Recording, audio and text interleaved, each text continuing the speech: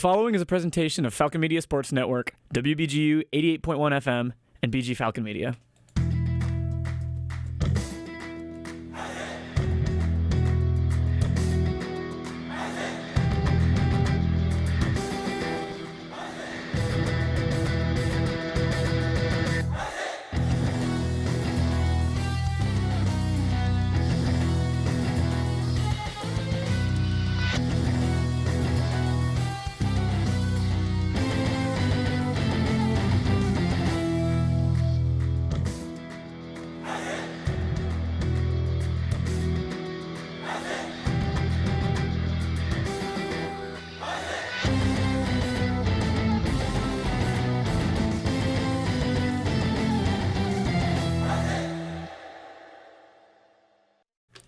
Welcome back. Good afternoon. Happy Sunday. You're back with another edition of the Zig Zone, the only show with everything going on in Falcon Athletics. I'm your host, Holden Ruck, back again this week after not being here last Sunday, and we have a star-studded lineup here in the Cooling Center studio today. I'll start all the way to my left, Mr. Chaz McNeil, volleyball expert. Chaz, how are we doing today? Doing phenomenal. Falcon volleyball coming off of four straight sweeps if you date back to last weekend. Lucas Kleinmeyer to his left, a soccer expert. Lucas, how are we doing? Doing pretty good.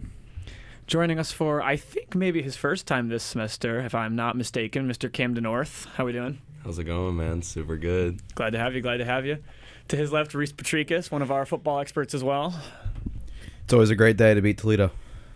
And last but certainly not least, Mr. Ben Korak. Good weekend for BG hockey. No wins, but some cool stuff. Looking forward to CCHA starting. Awesome. Well, we are going to get into the action real quick because, as Reese said, it's always a good day to beat Toledo. But before we do, we're just going to tell you a little bit about what's going on next door in our sister studio at Falcon Radio. Right now, it's Rocktober, so if you tune into Falcon Radio, you can hear plenty of hits from the 80s and 90s, especially of the classic rock tunes you want to hear. We're going to take a brief step away just for station identification, but don't go anywhere because we will be right back after that. You're listening to the Zig Zone on WBGU 88.1 FM.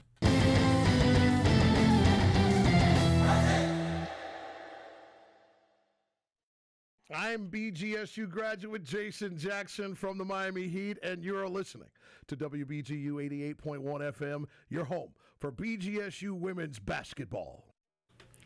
Welcome back to the Zig Zone. I'm Holden Ruck again, as with Mr. Ben Korak, Reese Patrikas, Camden North, Lucas Kleinmeyer, and Chaz McNeil, and we're going to get right into the action because action it was yesterday at the Glass Bowl. Reese, you want to get us started, talk a little bit about what went down?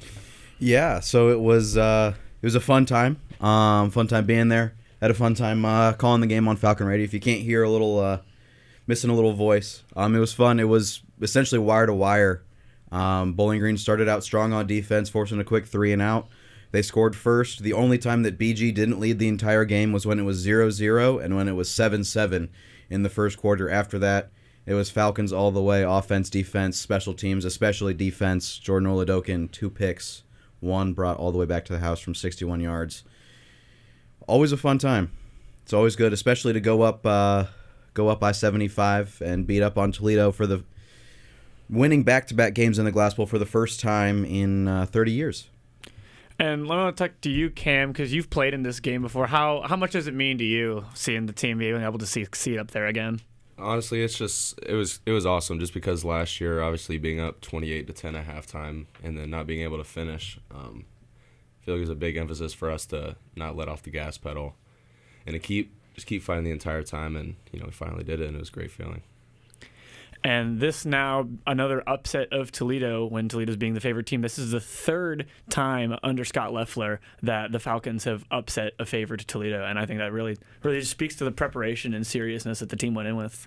Yeah, and it really wasn't even like Toledo was favored by a gajillion points like they were the last 2 times that BG went in. It was only a 2.5-point spread, and I would say BG covered pretty heavily there, winning by 15, and we've now, for 4 years in a row, away team has gone in and won the Battle of I-75, which I think is awesome.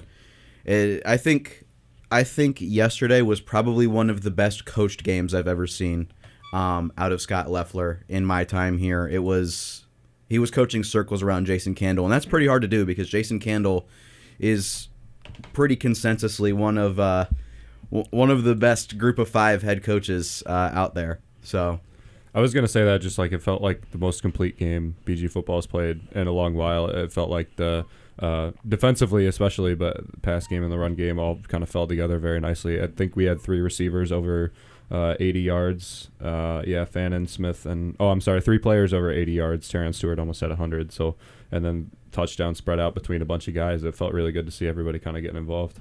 For me, it never just felt like they panicked at all. It seemed like they kind of took it like one possession at a time, and even if, the game started out pretty with a lot of explosive plays from both offenses, and it kind of seemed like if Toledo answered, BG would just come back around the field like business as usual and, not worry about what they were doing. And it was pretty nice to see. It was just a very complete performance all around, pretty much for 4 quarters.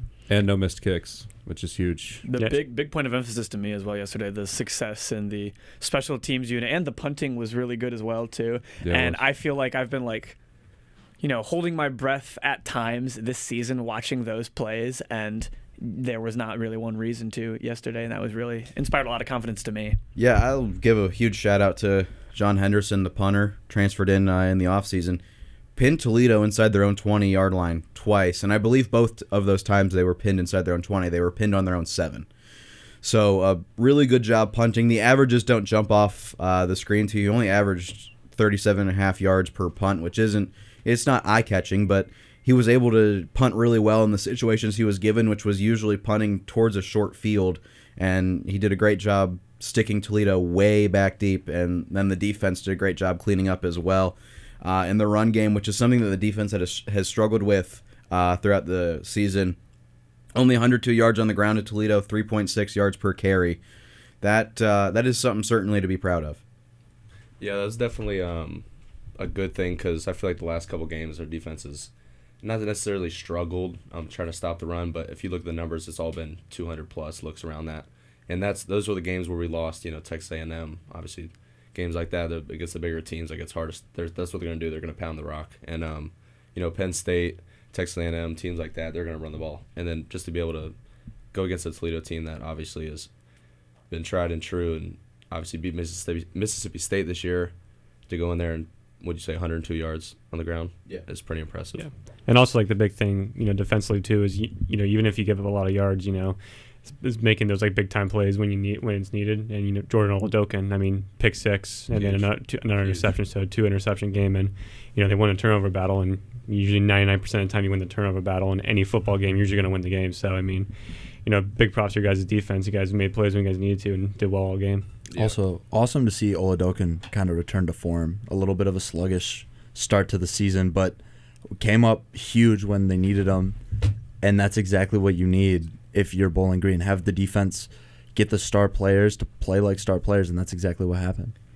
See, I think that's even jumping a little bit ahead of yourself and saying that Oladokin has been sluggish, because he hasn't had the interception numbers, sure, but, you look at last week against Kent State, Krishan McCray was coming off of 300 yards and I think 5 or 6 touchdowns in 2 games, and Oladokin held him to 2 catches for 5 yards, and he's been matched up against some of the top receivers in the conference and also the country, and I think he's done a really good job at holding his own. And now we finally see the interception numbers finally come through. Cornerbacks are always one of those positions that I feel like the less that you say their name, the better, because they're just not being targeted as much as you want, or they're just making plays, and they don't necessarily have to get interceptions. We know Diggs from the Cowboys in Dallas gets a lot of interceptions, but isn't a good cornerback, because he makes some good plays here and there, but just doesn't make consistency inside and out. And Oladokin, I think, has been much better than we've given him credit for this year, but finally making some big plays is big.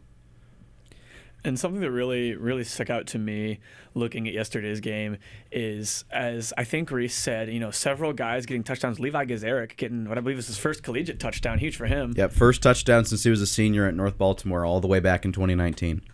2019, long way back. But my point being, to me, it really felt like the first time that we've seen a complete top-to-bottom game where both units did everything, all 3 units really, did everything they needed to. You look at the offense was able to put up a lot of points with 41. The defense, giving up 26, like you would like to hold less sometimes, but number 1, it was more than enough to win. Number 2, you had some of those big plays. You had an early sack. You had the Jordan Oladokin interceptions, a game one of them being the walk-off one and, kind of garbage time at the end. But even so, it really, really felt like both sides of the ball were playing at their highest level in the most important time for that to happen. Yeah, and I just want to go back to what Ben said in the fact that, Coach Loeffler said post-game yesterday that, the interception numbers obviously haven't been jumping off the paper in terms of Oladokun, but that's because teams just aren't throwing at him. You can have, for example, Denzel Ward, just because the Browns are in front of me right now. One of the best corners in the NFL. But he's usually left out of the top 5 conversation because he doesn't have the interceptions that a Trayvon Diggs does or any of these other guys do, and that's because nobody's throwing at them. Nobody's throwing at Jordan Oladokun, and we see why, because he read an out route perfectly that was ran by Jerwan Newton, jumped it, and took it all the way back with nobody within 10 yards of him as he crossed into the end zone. And then he had another one that it was more of a right place, right time, but still, we see why nobody is throwing at him. Something I want to touch on back on the offensive side of the ball as well that stuck out to me yesterday is just the big three, as we've talked about on several platforms, I believe at this point, played really impeccable across the board. Connor Bazelak, 17 for 27, 170 yards, 2 touchdowns. Terrion Stewart, 21 carries for 99 yards and a touchdown. Harold Fannin, a pedestrian game by his standard, but still 6 catches, 71 yards, touchdown. That's a good game. 6 for 71 and 1 touchdown is a great game for anyone on that team not named Harold Fannin. That's how out of this world he has been this season. I think that's just a testament to him having been open so much and him just being a matchup nightmare, because you can double him all you want, but he's taller than the average cornerback. He's faster than the average linebacker, so he's still able to find space like that. Yeah, he creates a problem for so many people, like you said, and it's just, yesterday wasn't his big game. They're doing a good job on third down of doubling him, and some questionable not calls on third down with the refs, but it is what it is. It's football. You're going to get those calls or you're not going to get them. But like you said, just great complimentary football with Terrion getting back in the game and showing who he really is, and obviously Connor's efficiency again. Yeah, and whether or not Fannin has a good game, like, defense always has to keep their eye on him because he is still a threat for a good game. You have to make sure that he's on your radar all the time, even if he's not playing the best. And not to say that he wasn't, but they took him away and they allowed more yards to other players than we've seen almost the entire year. So he was still a huge impactor for the game, even though he had one of his down games. What do you guys make of Toledo? Because just from watching it from the press box, I wrote the recap on BG Falcon Media. They seemed very inexperienced than like years past. Like, outside of a handful of players on offense, a lot of them seemed like the moment was sometimes a little too big, or like sometimes they were overwhelmed a couple of times. I mean, I usually in years past for this game and just years past watching Toledo, I usually don't feel that about them. Usually I feel like they're like very just level-headed. Sometimes it felt like yesterday, it could be just a credit to what you guys did, Bowling Green did, how well you guys were playing, but like a lot of times they just felt like just very young and like very inexperienced in like moments that like they just haven't been in before. It was a different feeling though, for sure. Especially on the field, they didn't have the same swagger they've had in the last 2 years. I don't know if it's, like you said, the moment was too big, but I don't even know if that's really it, because I mean, obviously they went down to Mississippi State and put a beating on Mississippi State, so I don't know if it was really just maybe the moment the Battle I-75 got to them.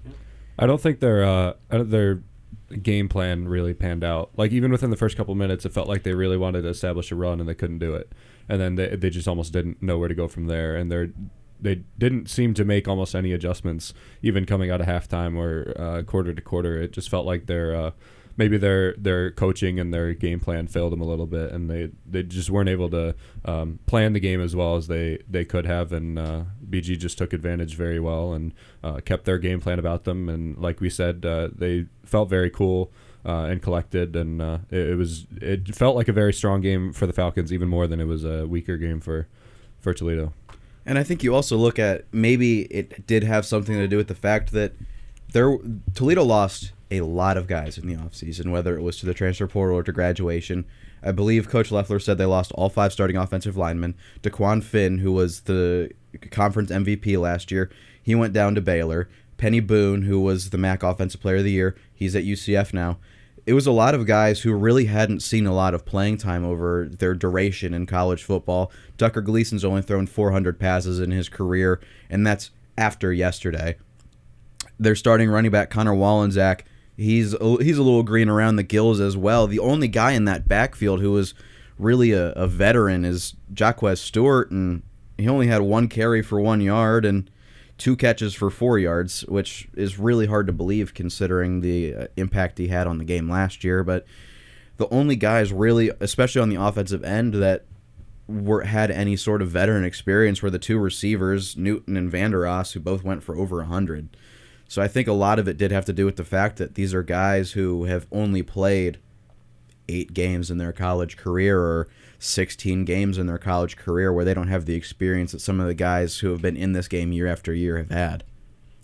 And I think one place that may be a good spot to point some credit for this kind of perception that we seem to all kind of agree on of how Toledo looked is the pressure being put on them from the Falcons' game plan itself, which brings me to, I think a lot of credit is due to Scott Loeffler. I feel like yesterday is one of the best coached games from him that I've seen. I'd say the best coach game. And I think it's the perfect opportunity for that kind of coaching to come out. You have to win that game because it's the rivalry game. They went down into your house last year and walked you off.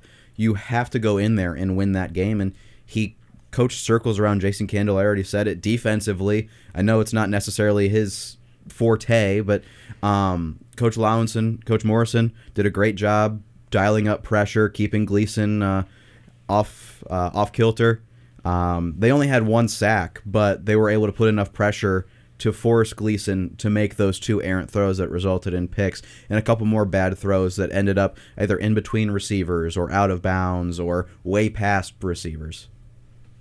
And there were also a couple miracle throws. There was one, I believe it was on one of the touchdowns to Jerwan Newton. I think it was on his first one where Gleason was halfway to the ground and he unleashed the football and it was still able to find Newton's hands and he walked in for a touchdown. So I think they did as well as they could providing that kind of pressure, and it worked 95% of the time.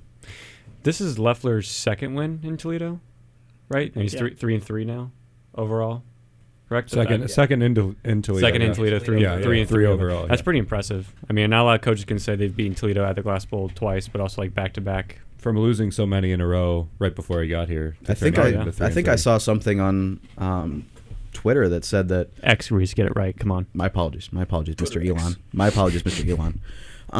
I saw something on X that said that Coach Loeffler now has the most wins of any BGSU coach at the Glass Bowl with 2, which is really hard to believe. I don't know whether that's sad for the rest of the coaches in the program or that's really a testament to Loeffler. You look at some of the other coaches, and I don't know what year the Glass Bowl was built, but I'm going to assume it was standing when Urban Meyer was here or when Greg Brandon was here or the guys before and after them, the Dino Babers of the world. Well, given the heritage of the name, I would assume it was around that time. So it's been standing for a while. I did see Urban Meyer was 0-1 in the Glass Bowl. I did see that stat, Reese. So Scott Loeffler is a better coach than Urban Meyer. I think that's confirmed. That's what I'm hearing. I think it's confirmed. I think, I think he's better than Urban Meyer. And well, one has a coaching job right now, one doesn't. Oh, that is also wow. true. Yeah, compelling argument. One's on true. Big Noon kickoff, the other's on the sidelines. There's levels to this. We're just kidding. We love you, Urban. I will say I've sorry, my voice is a little bit scratchy too. I felt better about that game as a spectator. My gosh. I felt better about that game as a spectator than I did against the A&M and the Penn State ones. Not just because it was a win and against the rival, but I felt like the game was much better played, even against a little bit of a weaker opponent than Penn State and Texas A&M. Y'all can disagree with that. I just felt so there was something about the game that felt stronger. Something that has lingered in my mind since watching the Penn State and the A&M games, and even looking at last year's Toledo game, it's felt like there's been a lot of times where the Falcons just haven't been able to close in those crucial moments. You can take the moral victories all you want. You can be in close games all you want. But at some point, if you're a team that's poised to compete for a conference championship, you need to be able to, make the difference making, those 1, 2, 3 plays that need to go your way in crunch time in the fourth quarter and in late important situations. And yesterday felt kind of like the first time in a long time where those all happened. They got it done in all of those key situations. It definitely helped that at the end of the game they weren't like it wasn't a one possession game. Like it wasn't like they were really fighting for survival. They had a pretty sizable. Like they could sit back and play a little bit of prevent and and you look at I think that's really relevant too, because we know this rivalry, this game, conference games in general in the MAC can be very, very close and wild and exciting. And you look at the last 2 years especially, you've got BG wins in the Glass Bowl 42-35 2 years ago in the Blizzard. Last year losing by 1 point 31-32. It's the first time in a minute we've seen it pretty last 2 controlled, minutes, dominant. The game was decided in both games. It didn't feel like any last minute heartbreak or shock was coming, which is, I feel like a welcome change from the last couple of years. Ben, I do want to build on what you said just a second ago about the game feeling in control, because specifically against Penn State and Texas A&M, it was almost like of the shock of wow, like they're going blow for blow with these top ranked teams, but also it felt like Coach Loeffler was being like he was coaching up to his level. But then yesterday against Toledo, like Reese said, he was absolutely out-coaching Jason Candle in his own house. Like, you could tell that game plan was much more set in stone, much more solid. They adjusted very well.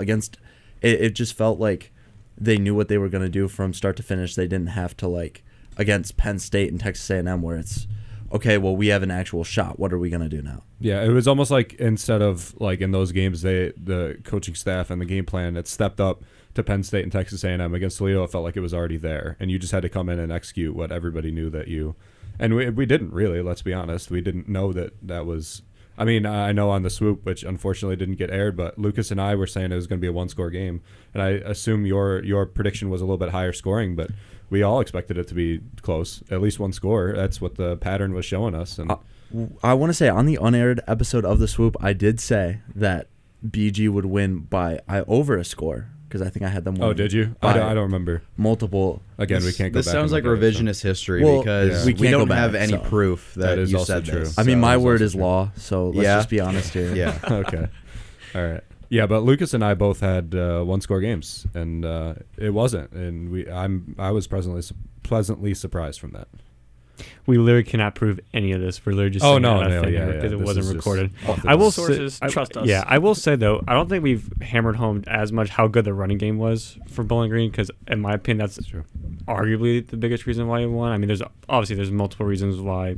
Obviously, you come away with the win, but Stewart, Jamal Johnson, even Raheem Smith had a couple of jet sweeps. I mean, just the run game was phenomenal, the entire game, and it's kind of like route one, or kind of like the first way you win a football game is if you run the football, control the tempo of the game. So, I mean, hats off to the O-line, hats off to everyone in the running back room, because they played phenomenal. And a couple of long gashes from Terrion too. We had 20 a couple times. Touched. I think it was an 8-yard touchdown run. A couple of in high teens, and not just pounding it into the line like we saw a lot of at Kent State. It was more designed, take it around the side, and it felt really good to get some sizable chunks. They were getting him outside, which was really nice to see, because as great as Terrion is at fighting through contact, he's much better when you can get him in space. And I think you could say that really for a lot of running backs. But when he has some room to go and charge up, I think he's a lot better running back than when you just send him straight through the tackles and allow him to bounce off of these guys like a pinball. And I think we saw a lot more of that yesterday than we did last week against Kent State, and I think you could say that's probably part of the reason why he was so much more successful on the ground. And you can also, of course, give a huge shout out to the offensive line as well, because they were missing some pieces. Nick Reimer was out again this week, so you had Tunde Fadakazi playing left tackle, and Jake Burns had to fill in at right guard, and they all did a really good job. Connor was only sacked twice. They ran for 215 yards and 2 touchdowns, so you can't really complain about that. And then you, of course, can give Terrion and Jamal and Rakeem their props, but you also got to lift up the offensive line in the situation. Yeah, and to me, I agree. I feel like the offensive line was very, very instrumental, like you said. But I also have a hard time not focusing on Terrion Stewart. I know we talked about his stat line, his impact. But in a big game like this, it feels like there's been times where, due to no fault of his own, like little durability has caused him some problems. But it was really nice, number one, to see a guy who we know is one of the best players on the offense able to contribute in such a big game. And two, I think he felt like the best example of where Toledo didn't look prepared. Those number of runs that ended up to the outside where he's running for yardage in the teens, as you said, felt a lot like Toledo's defense just not being ready for it, really. And that's also because Toledo has only seen Terrion once, and that was all the way back in 2021. He missed 2022. He was out for the Toledo game last year with his lower leg injury that cost him the Ball State game on. And so this was the first time in 3 years that they've seen Terrion Stewart, and they haven't had that, those body-to-body blows that everyone else has when it comes to going up against Terrion Stewart. So they probably weren't really prepared physically. You can watch the tape on Terrion Stewart and see what a punishing runner he is, but you don't know how punishing it can be until you meet him right there in the A-gap and he runs you straight into the turf. And not to mention, just looking at the pieces that Bowling Green had last year, Teron Keith is not with the team anymore, and neither is Odu Hilaire. So the two pretty much highest scorers besides Harold Fannin just aren't on the team anymore. They're just new guys that got touches that you hadn't seen in a year. So you're only going on film, and it was essentially a new offense for Toledo because last year Connor was banged up. We saw Cam come in for quite a few plays last year against Toledo. Teron Keith is gone. Odu Hilaire's gone. Abdul's gone. The only pieces left from the game last year and even 2 years ago are Harold Fannin and Jason Patterson and Jamal Johnson. Well, Jamal Johnson, had 8 yards. Jason Patterson had 4. The entire game was pretty much Fannin, Keith, and Hilaire. And Osborne, just like kind of the conversation with Jordan earlier about the stats. I think JP's, Jason's, and Jamal's are so deceiving because they do a lot of things that, obviously don't show up with the numbers. Like Jason and Jamal, block their ass off, and for sure, like Connor wouldn't be able to do half the things he could do if it weren't for them. And obviously Terrion is he's a freakazoid, so he gets the ball, he's gonna get his yards, but. JP's 4 or 5 key blocks that allow Connor to do this. We did a lot of 3-back stuff yesterday too, so that if you look at those types of things and just like they don't really show up. I feel like the team is made with a lot of those guys where it's kind of like they might not show a lot on the stat sheet, but they're actually they're really good football players, but also really good at their roles. Like the same thing with Levi Gazaric. I mean, Gazaric caught his first collegiate touchdown in college, but how much blocking does he do? How much of the dirty work does he do that no one does? That it goes unnoticed mostly because it's just it's not an 80-yard bomb touchdown catch that makes the highlights. I mean, he's someone who I'm assuming he's a locker room leader somewhere. So I mean, he's someone who's always with the team, both as a leader but also on the field as well, doing just the dirty work to help the team win. It was so great to see because it's funny. I told him on Friday. I said you're going to score. You're going to have 1 catch for 1 yard for the win against Toledo, and it wasn't for the win, but he had 2 yards. Well, you're wrong. It was 2 yards. Yeah, so he said, "No, that's awesome. That was the best celebration I think for any touchdown that game. That was a lot of fun to watch. If you watch the sideline, it was 100 guys. Oh yeah, excited for him. Everyone knows, like you said, how much work fantastic. he puts in, and I obviously never gets the credit for blocking the 350-pound guy that you go against every single play. But it was great to see him finally get one. Good for you, Levi. And also, can we just talk about? Oh yeah, I'll clap along. Can we also just talk about bringing out the power eye, bringing out the fullback, old school football? You gotta love it. I love it. I love it. I love. It's got me feeling really nicey. It's got me feeling nicey. I love watching football, and all of a sudden, here comes the fullback. There's nothing like it. Gotta love it, man. Old school football. Too good.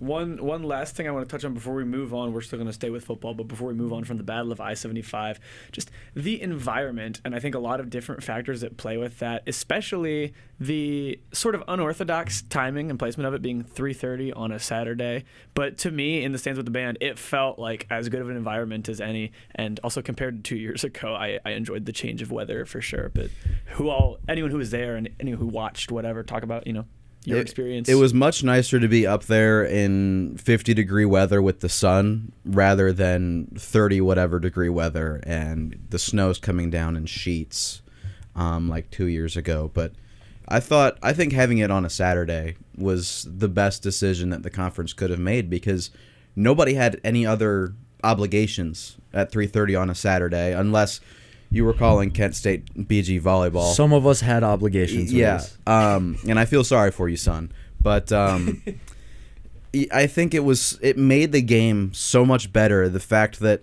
everyone could just let loose and have fun because it was a Saturday afternoon. It wasn't a Wednesday night or a Thursday night or a Tuesday night. Nobody had to work tomorrow. It did feel good to see the BG Toledo game, and then when it was over, watch the Michigan State game to see two rivalries back to back. It was really nice, like football switch. It was nice to feel it on a Saturday because you had that rivalry feel. It felt like a college football game. It didn't feel like a high school game that was being played midweek and happened to be with college athletes. It felt a lot better, even though it was at 3:30. I wish it was a noon, but it felt terrific. Cam, how much better was it playing on a Saturday instead of a Tuesday? You know what? Was it sold out?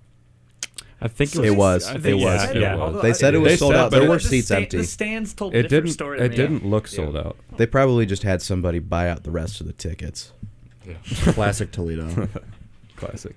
Yeah, no, I feel like, obviously, like you said, 2 years ago when it was sleeting everywhere, it was pretty gross. And then obviously last year, I don't know, like it felt like there was more people at the game last year than there was yesterday.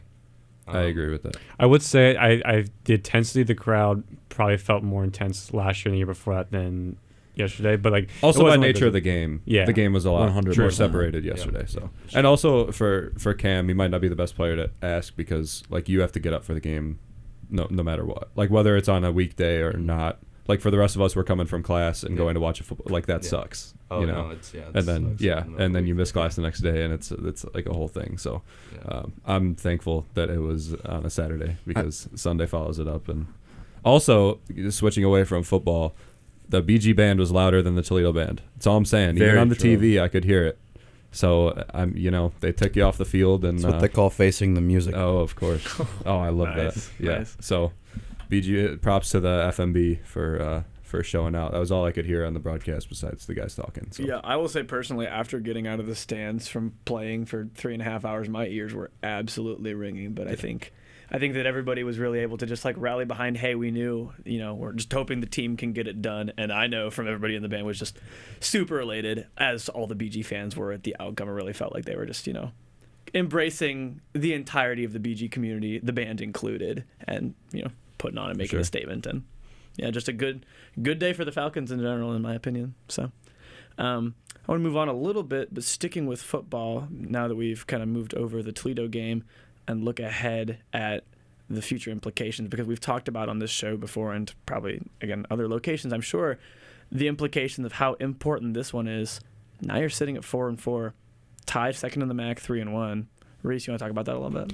Yeah, so there was a huge logjam going into yesterday's game. A lot of teams were sitting at 2-1. I think it And was 6 teams, right? There were If I'm not 6 mistaken. teams. Yeah, there were about 6 teams Buffalo, sitting at 2-1 in the conference going into yesterday's slate of games.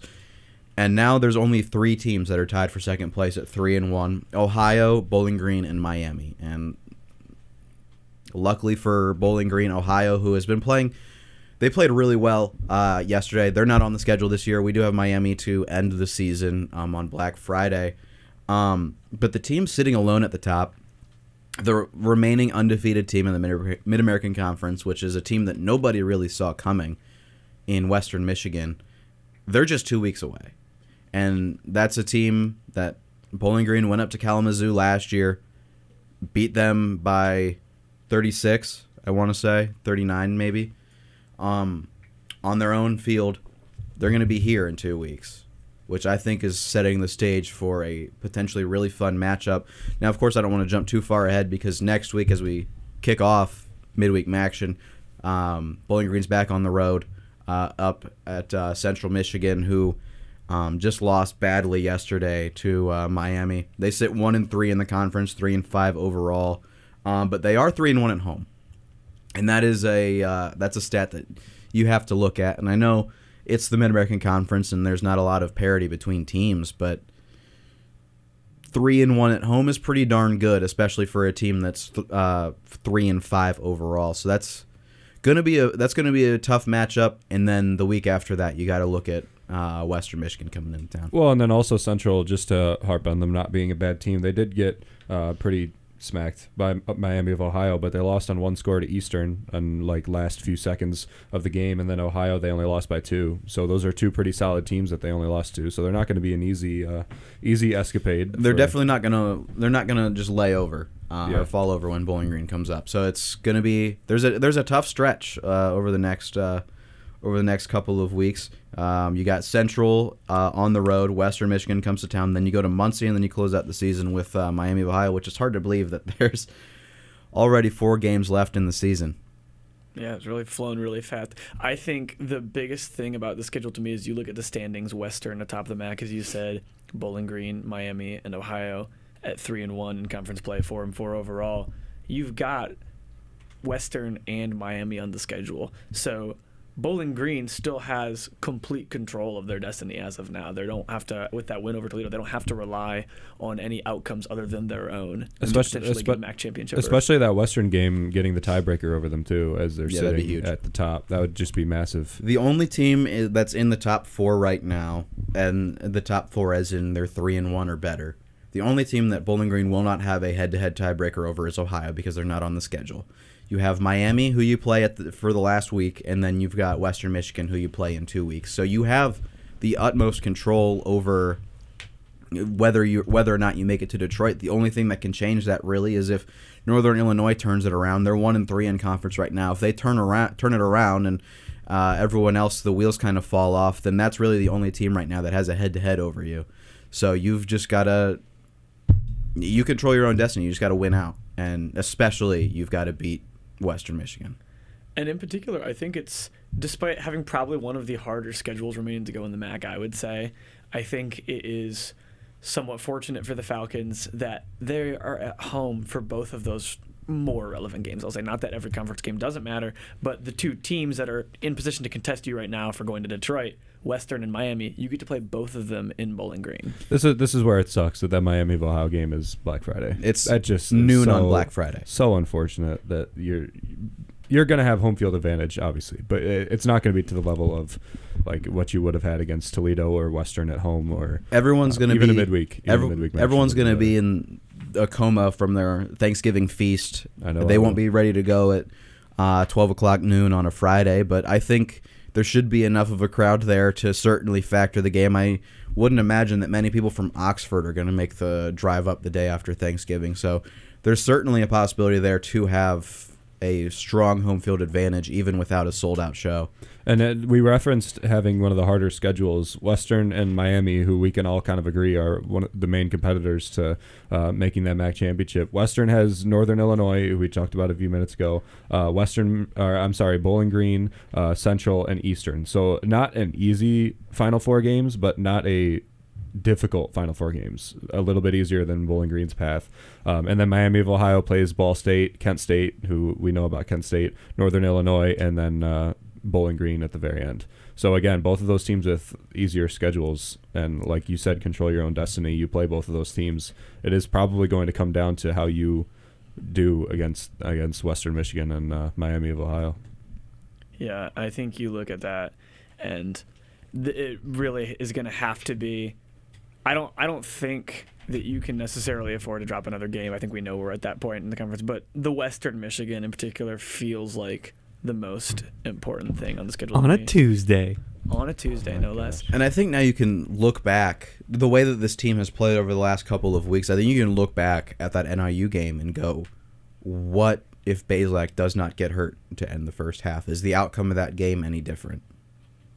And I think we could be looking at a completely different situation here. Well, and it's ultimately fruitless to speculate, but you do have to wonder about that. You look at the defensive performance there. It wasn't a large margin of victory by any means, and yeah, you have to look at it and think could be very different. Yep. Bowling Green could be sitting here at 5-4, 4-0 on the MAC, tied with Western right now.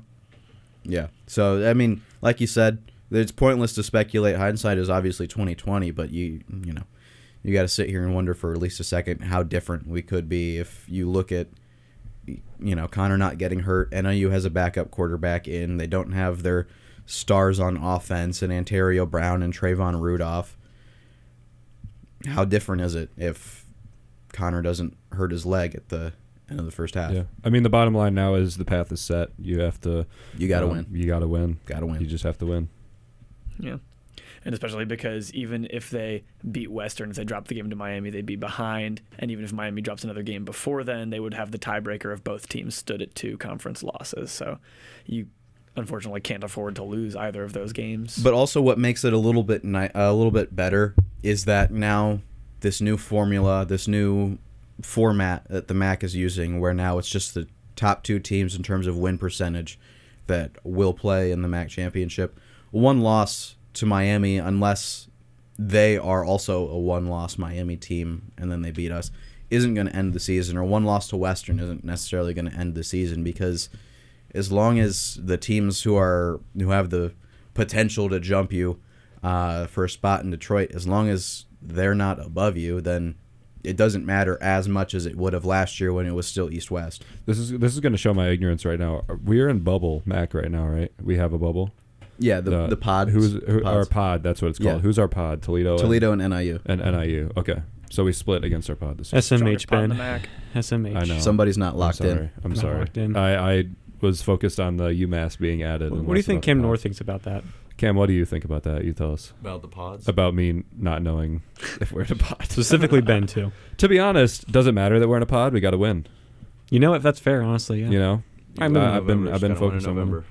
That's all it is. Win There we November. go. That's what I like to hear out of our quarterback. Well, all that does it beg is. the question to me. When you guys on the team found out about the formatting change, does that register as any different way of looking at it, or? I mean, it kind of sucked though that they did it just this year and didn't do it 2 years ago. Because if they did it 2 years ago, we would have been in the MAC championship. But obviously, it's weird. But it just it's just weird, not playing the typical teams they're gonna play. So obviously not playing Buffalo in Ohio, and it kind of just you kind of hope that they just drop some games so that.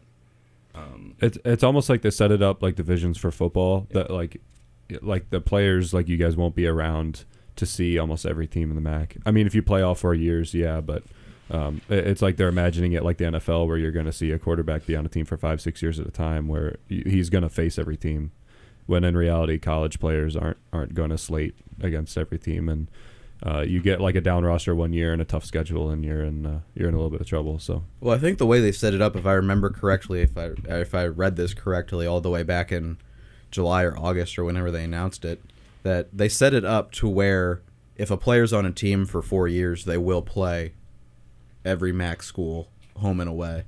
yeah, but how Yeah. many players are on Exactly. a mid-major team for 4 years? Exactly. In So- this day and age, that's not any sort of guarantee. Certainly. Is there anything else that anybody feels they should bring to the attention about the go of it for football? Looking ahead, Went out, baby. win out. Win I out. hear you. Find Detroit. Just win, baby. One other thing that's not nearly as relevant, but also was just curious to me because it feels weird, but with the exception of the Penn State game, and actually that's away anyway, I believe Black Friday against Miami at home is going to be the only noon home game of the year for BG, and somehow that just seems odd to me. I don't know off the top of my head in years past if with midweek action, obviously there's going to be plenty of games that aren't at noon because they're at 7 p.m. or 6, whatever. But I don't know. That seemed odd to me. It's not. Was So there a noon MAC game yesterday, and what was it? Yeah, it was Ohio and Buffalo, I think. I think Okay. they kicked off. So that's a decent game then. I just still feel like Toledo Bowling Green should have got a noon game on the biggest rivalry in the MAC. Should have got a noon game on a Saturday. That just feels right. I mean, it's the biggest rivalry in the MAC. So. Yeah. Well, I think with that, we're going to wrap up our conversation about football for today. So stick around, don't go anywhere, because we've got much more to talk about with volleyball, women's soccer, men's soccer, and hockey looking ahead. And we've got a couple of discussion questions that we're going to get into today. And I'm going to, before we go to break here, throw out the first one to you guys so you can marinate over it a little bit more. I thought that Coach Leffler's shoe game yesterday was very, very strong with the old retro Air Force Ones. And so I want to ask you, pertaining to uniforms or coach gear, fan gear, whatever it may be, what your favorite look in sports is. And I'm leaving that very open-ended. So think about that for a little bit. We're going to take a quick break. And when we come back, we'll discuss that and get into some more of our sports. Don't go anywhere. You're listening to The Zig Zone on WBGU 88.1 FM.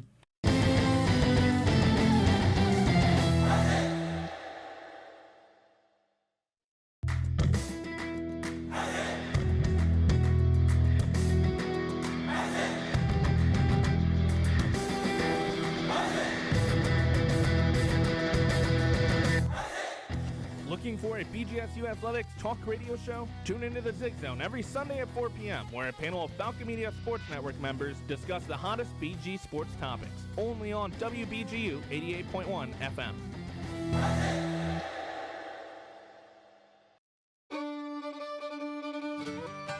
Soon after humans began to walk upright, they invented folk music, and folk music was the only music, and it was good. Then came civilization, and rival musical genres arose: Gregorian chant, classical music, jazz, rock and roll. And there was cacophony, but folk music survived, and when the economy and technology collapse and civilization devolves into barbarism, these upstart genres will fall away, and folk music will rise again to its natural dominance. You can prepare yourself now for that inevitable future by tuning in to the Folk Music Show Thursdays from 6 to 8 p.m. on WBGU 88.1.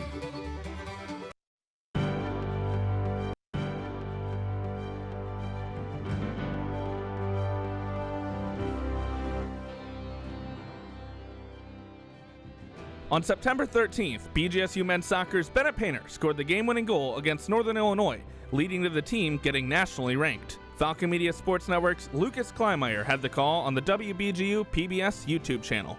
Gonna win that one initially. Head up again. Wins the second one, however. Back to lane, back to Painter. That one's blocked, gets it back. Painter!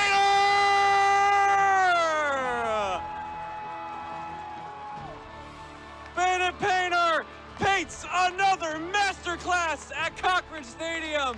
This has been a Falcon Media Sports Network featured call.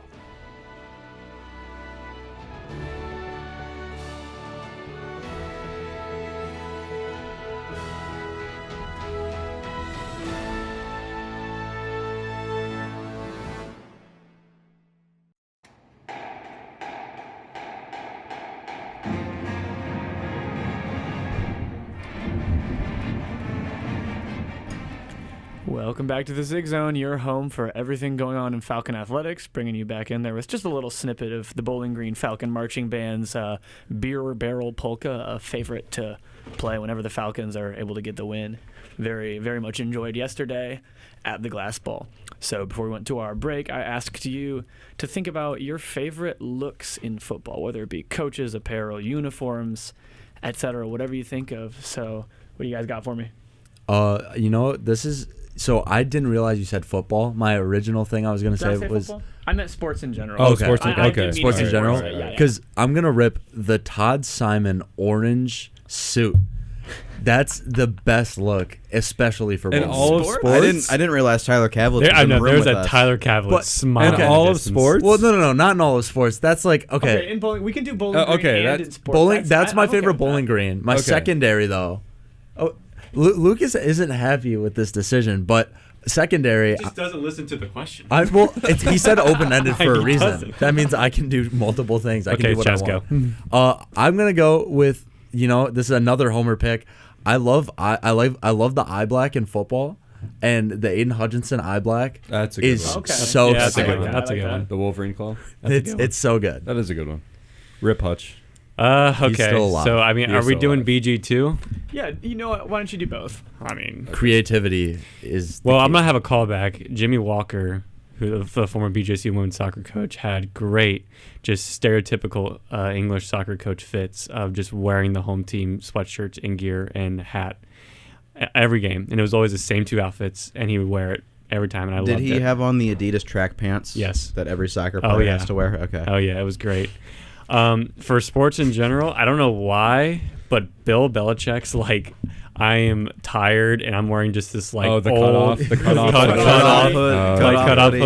hood. And it's always like That's classic. negative 20 degrees and it's just cold and he Yeah. looks like he wants to go home and it's just like this baggy, like cut off sweatshirt, and he's got, I don't know, like the pencil in his ear, maybe, or I don't know. It's Challenge great flag in the sock. And the sock, yeah. Because he's such a great coach, but he dressed like he literally just rolled out of bed, and he just could care less, which makes it so funny. I kicked that one around when I was deciding what my favorite of all sports are. I'm going to say for keeping it BG focused, I was a really big fan of last year when football brought back the LT helmet. I really enjoyed that. I would have liked it better if they went with a matte orange instead of the metallic. I think that would have made it look a lot better. So I'm going to go with that for BG. In terms of sports as a whole, I don't know about you guys. I really miss the NFL Color Rush jerseys. Boo. Oh, come on. I'm with you. Come on. I'm so with you. All I will right. co-sign I'm on that. so with you. Sorry, that was very loud. As a Lions fan, No. with the grayed out, We had the worst ones. so ugly. I can never side. Who had the best ones? Yours were then? black, Who actually, had the so- best Oh, ones? that's No. right. Okay. Oh, the old old old one. Oh, okay. old Lions Color because Rush. the Lions all gray.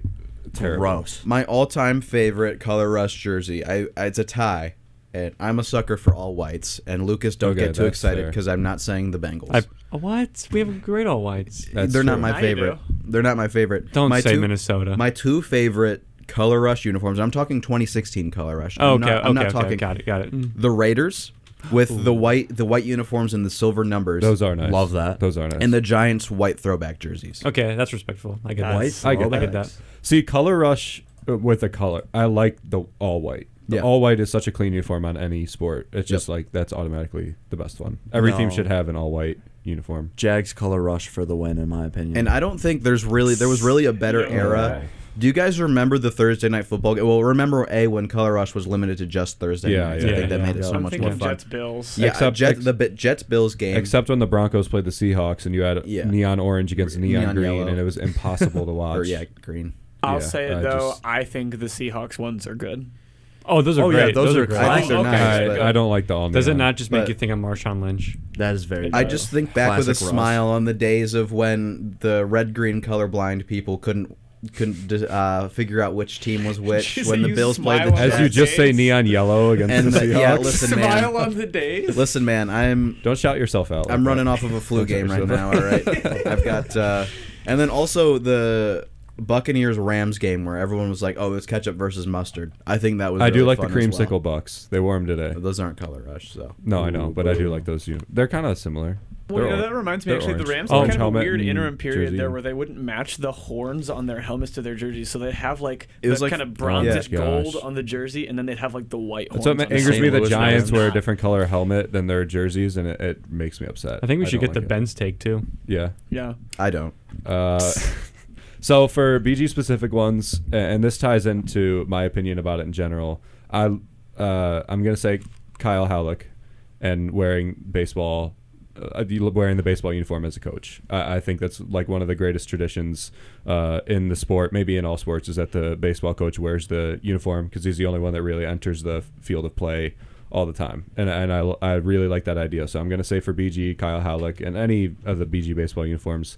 Of all time, I love when football and basketball. I love when hockey coaches wear suits. I think it looks very professional, and I think for basketball and football, especially in playoffs, if not regular season, you should wear a suit. Not that it should be required, but I do love when they wear suits, whether they're allowed, whether they have a tie or don't have a tie. It just looks more professional. You're still representing your team, and seeing McDaniel from the Dolphins and even Belichick to some extent wearing sweatpants. It's just it doesn't feel like you're representing your team in an organization that's paying you millions of dollars. It doesn't feel like you're representing yourself in them properly. Need that Just Dan to me. Campbell suit on the sideline there for Detroit, yeah. Yeah. I mean, he does it to some extent too. That he wears sweatpants, and I mean, it's just like the part of the league now Yeah. that you wear sweatpants all the time. But I miss the days when the coaches would wear maybe not the fedoras. You could do without the fedoras, but the suit and. You're not rocking with like Vince Lombardi and Tom No, Landry and I like that. George Halas. It looks like the football, or like the football coaches from Texas when they're wearing the boots and the jeans and the just something a little bit more formal than sweatpants, sweatshirt. Something like for the Lions or the Browns, something flavored with the team would be kind of nice. I think it looks classy. I like that pick. I've got those kind of all over the place on this. I broadly think for Bowling Green, I agree with Reese. That throwback Falcon is the one that I grew up seeing, and I just love it dearly. I think it's like the best logo in our arsenal, and I wish they would bring it back and implement it more. They don't use it that often, save for those throwback helmets, and so I feel like that's not really, at least this year, hasn't been like a choice. I'm really partial to those kind of like beige, creamish colored jerseys or hockey sweaters that the team has worn. I really like those. Those are sick. And they looked great. I don't know if anybody got to see it. They looked great this weekend with the orange buckets and the orange mitts. They wore orange gloves too with that, and it added a splash of color to it. It looked so clean. It was so cool. I'm a big fan of that. And then you look at all sports in general, and I don't know that I can like specifically pick because there's just some variation to it. I really like I miss the starter jackets of like the 80s and 90s that NFL coaches would wear in the cold. That's a good one. That's a really good one. Miami and Buffalo colors on those just look phenomenal. And then there's like one other thing that's just on my radar. I love the aesthetic of RG3's old off non-throwing arm sleeve. One of my favorite. I don't know why. It's just like nostalgic to me at this point. Just the one arm sleeve? Just the one arm sleeve. I love it. Since we're talking about an RG3 arm sleeve and it's October, can we talk about how much I miss the pinked out aesthetic? I was just about to say breast that. cancer awareness NFL. A lot of sports stopped doing that. It's so clean. They transitioned to more like an overarching fighting cancer kind of thing, which I understand, and that's great, bringing awareness to all of the different kinds of cancer.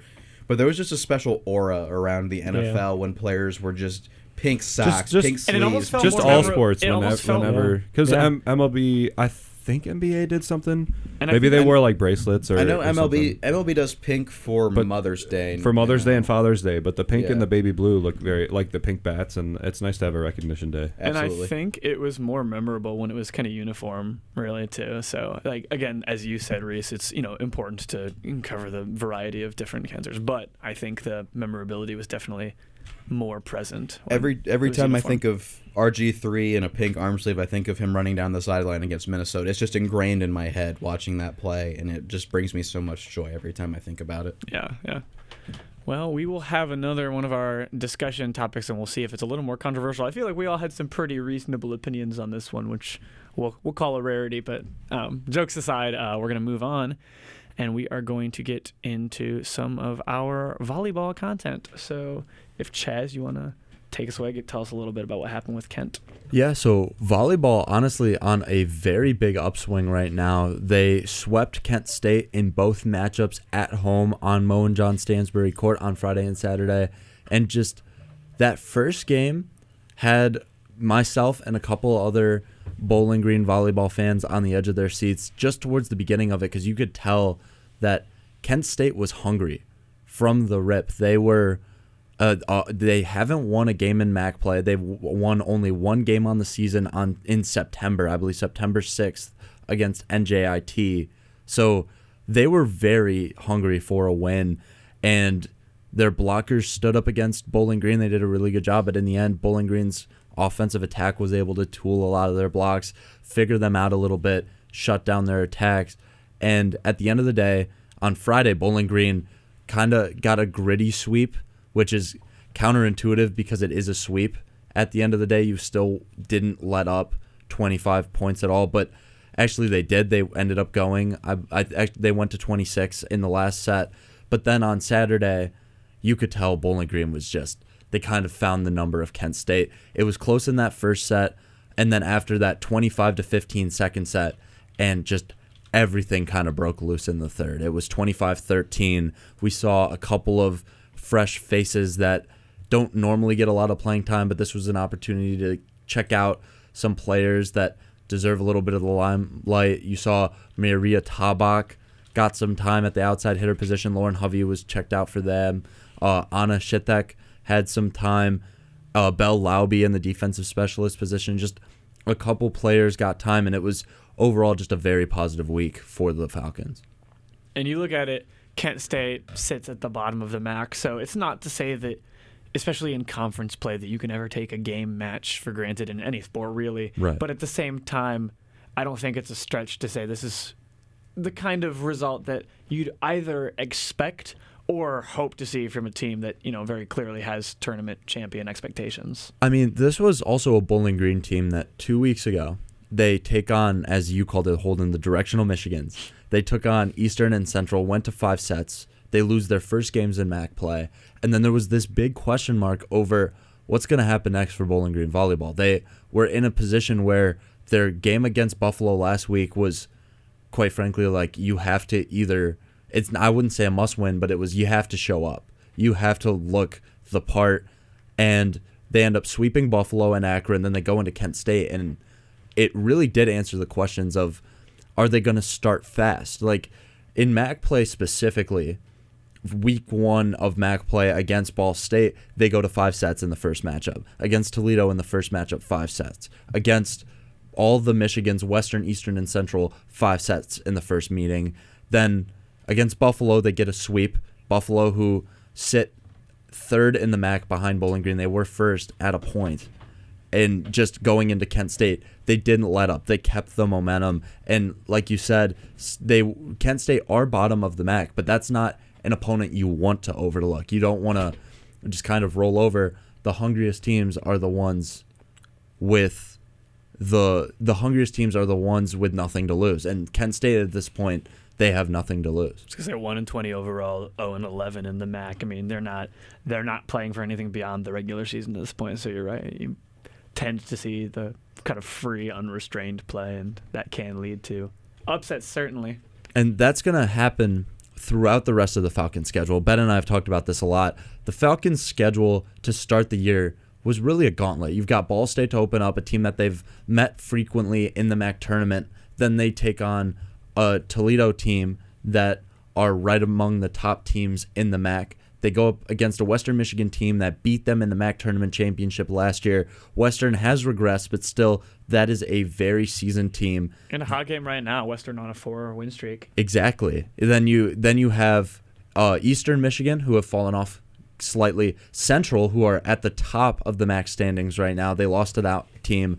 And then Buffalo, who, like I said, was there. Now they played Kent. They ended up winning against Kent State, who are bottom. Then they play a Miami of Ohio team that I believe they got a win in their series past 2 games because they sit 3rd at bottom of the MAC, and NIU sitting all in a row, 2nd to bottom of the MAC, and then you have Ohio. I mean, their last 5 opponents of that they've played or will play. Akron is 4th to last. They have only 4 wins. They're 4-8. Kent State, as we said, is 0-11 currently. And Miami and NIU the next 2 weeks are 1-10 respectively, well, or not respectively. And then Ohio to end the year is 6-5. So I mean, their end of the schedule is so immensely easy that if they cannot afford to lose a game because they're tied with Central, and Central also has an easy schedule. I think they play Ohio for 2, and then Eastern Michigan, and then they play Kent State and I believe Akron at the end. So their schedule is pretty easy as well. But not only do you have to win because Central Michigan's tied with you, but these are games that you have you've beat better teams by a lot more. So you should be like this Kent State weekend should have been an expectation, and probably should be going forward that they need to. Maybe it doesn't have to be as easy as you might expect. Obviously, all the teams in the MAC are still, they're all D1 volleyball programs, but you need to have pretty strong wins and take sweeps when you can, work on the things that you can, maybe add some depth and some practice to your deeper hitters especially. And but it should be going forward. Getting complacent is going to be the key. I think we talked about that with Lindsay LaPinta and Dig It Deep this past week. Is just you don't want to play on your heels because you're going to get into the MAC tournament and you haven't played tough competition and you're going to be on the struggle bus. And I think no better time than right now for the Falcons to get hot. They have swept every single team since losing in MAC play. That is huge. The fact that they're just staying consistent, they're not wavering, and they're sweeping good opponents too. Buffalo is not a slouch opponent whatsoever, despite the fact they play in Akron, they play at Toledo. It's really exciting. And I mean, Ben, you kind of did put it, you said it without saying it.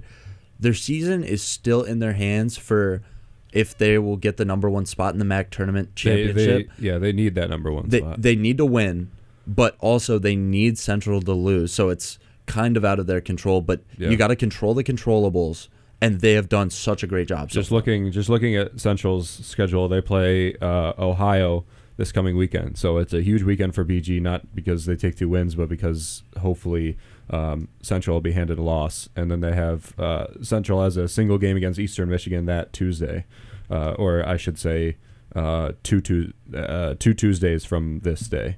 So that would be the 5th of November. So these next 3 games for Central are huge for them and huge for BG. 1 loss, you could be in really good shape to win out and get a home MAC championship, which would be massive. We all know how strong the Stroh Center is when BG volleyball plays in it. I'm just in awe of how well Daniela Tomic has his team playing when MACtion comes around every single year. Like, it's honestly unbelievable how consistent they've been in the MAC for all of her years she's been at Bowling Green. And, you know, you talked about the schedule they were kind of handed to the beginning and also kind of their non-conference schedule as well at the start of the year. But, I mean, to weather that storm and then to turn it on the moment MAC play starts, it's the year after year after year. I mean, it really is impressive. And it really is impressive, not just to the testament of their culture and their program and also to the coach, Tomic. I talked to, he's the director of operations, but he also doubles as a coach, Sean Drexel, the other day about it. And he says that Ohio State series right before they started MAC play, they played Ball State in their first MAC series, and they played Ohio State the weekend before. And frankly, it was a rough game in Columbus on that, I believe it was a Saturday. But he says that was one of the main reasons that they had all cylinders firing going into the MAC, because they didn't want to lose like that again. They knew they were one of the better teams. They knew what things they had to adjust because they got slaughtered by Ohio State away. And they will stick by the fact that tough non-conference schedule prepared them for the MAC. And frankly, I have a hard time disagreeing with them because they got out of their non-conference and into MAC play and have really stunted everybody else quite handily. I will say this as well.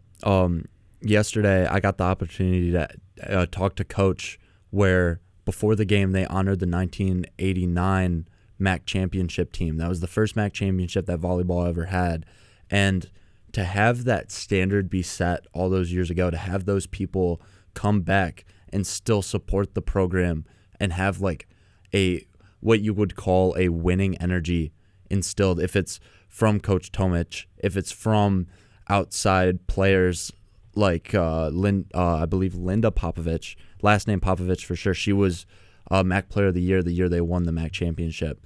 Just so outstanding, the support that they get and the winning energy that is instilled in the building day in and day out, despite you have a big loss to Ohio State. Like Ben, me and you were both there. A crushing loss. Not really many positives you can get out of that, but you losing in such a way prepared them immediately for gritty wins against Ball State, Toledo, Western Michigan. And that's something that at a point you can't really teach anymore. That's instilled in the players. That's instilled in the program itself. Like Lauren Hovey was a freshman the year they won the MAC tournament championship. Alexis Mattil was there at the program for a little bit. Just the way I believe she was a sophomore, if my math is correct. Sophomore or junior. She's a 5th year Maybe now. A junior. So I think she was a junior. I didn't. So she had been there for a couple of years. But yeah, it's just huge. You mentioned Linda Popovich, Nicastro. She was inducted to the Hall of Fame in 1995, like you mentioned, that they're honoring her this previous weekend. She never missed a match in her 4-year career at BGSU. She was a 3-time All-MAC selection, which is one of the 3 players in school history to earn All-League honors 3 times, and was the MAC freshman year in 1986, MAC player year 1989, along with a few other players from BG volleyball. If I'm not mistaken, she's the only volleyball player that has her name and number up on the wall. That's correct. In the Stroh Center. Yep. And so just want to give some context to that. Yeah, hers really stands out up there as one of the greatest volleyball players in the history of Bowling Green. And to have them come back and be willing, I mean, we're really blessed here in Bowling Green to have such legends kind of come back. Oral Hershiser for the Bowling Green baseball program comes to mind almost immediately. Like, to have him come to the program is something intangible, something a coach can't really bring. It's a secondary boost. Somebody who has had blood, sweat, and tears in the program in years past. That's absolutely massive. especially for some of these smaller programs where, like, obviously football's got, big names in the NFL.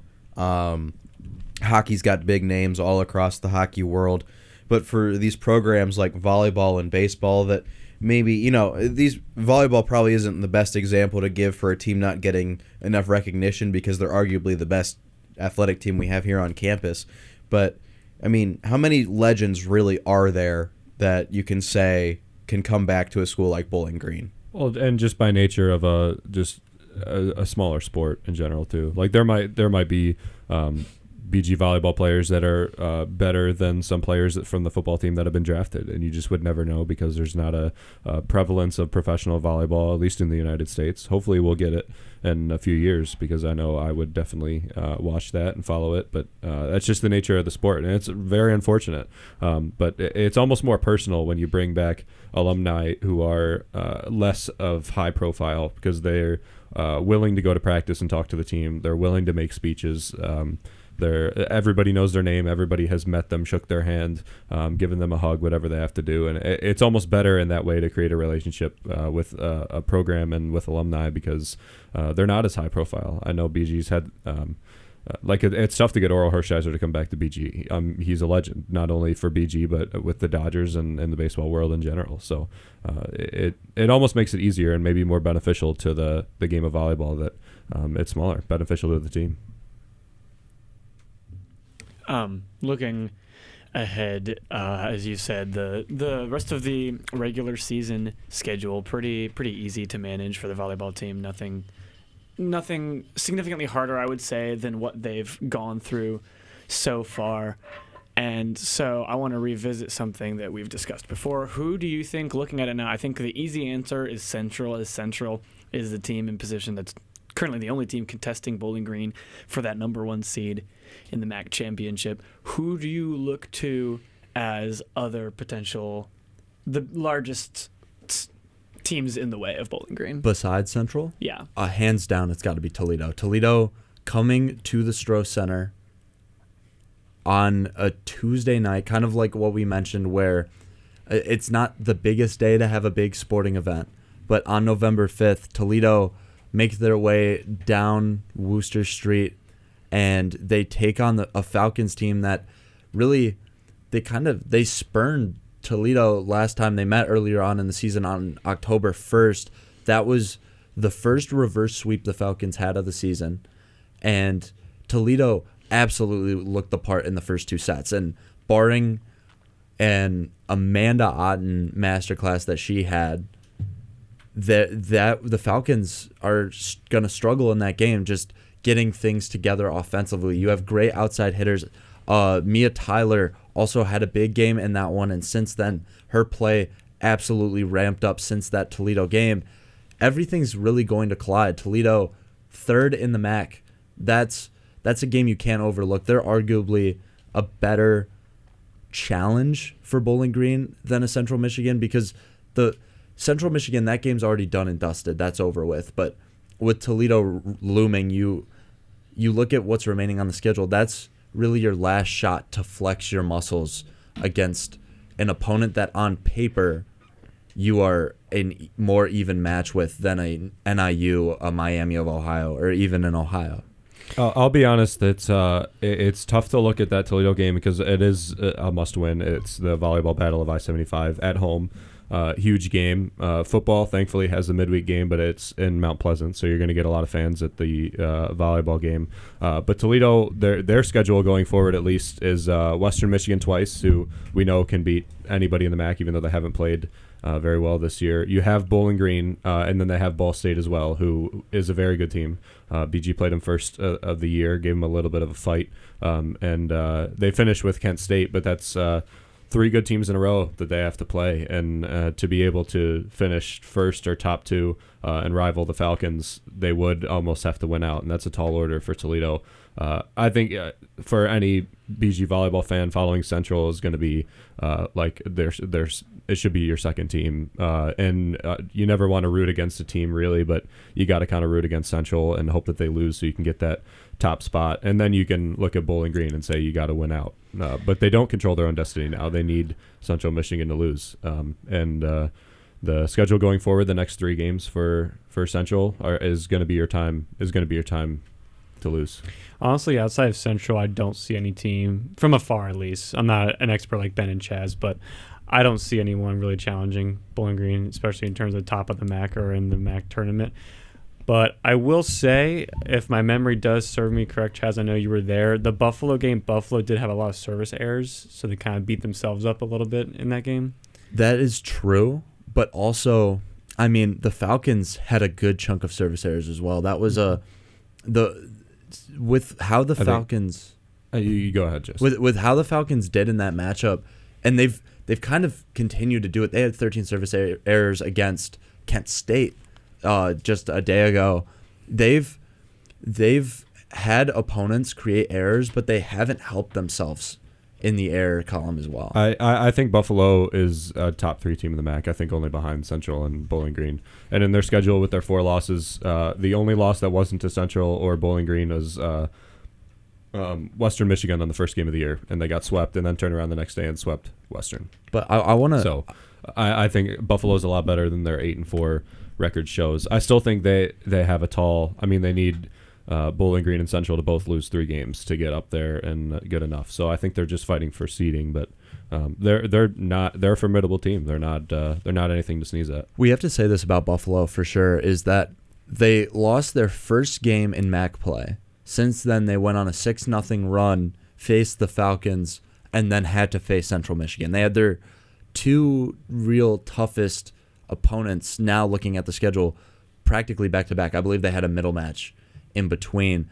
But regardless, for Buffalo, it's just a tough look for them where, I mean, I got to see them up close and personal. They looked very good. That sweep by Bowling Green was much more on the effort of Bowling Green than it was on the decline of the Buffalo Bulls. The Buffalo Bulls looked very solid. They might have, you could argue that they were just a bit too aggressive in their approach. Like you said, Lucas, they did have a good chunk of service errors. They also challenged a lot of calls that you kind of put a stop to their momentum a lot of the time, where they would go on a roll, they get a call they weren't happy about, and instead of just taking it on the chin, they'd look at it, the call would take a long time, and then the team's kind of out of that momentum burst that they had. So I feel like if you're Buffalo, you're very happy with where you are, but and your 2 toughest opponents are behind you. It's now, like you said, fighting for seeding, but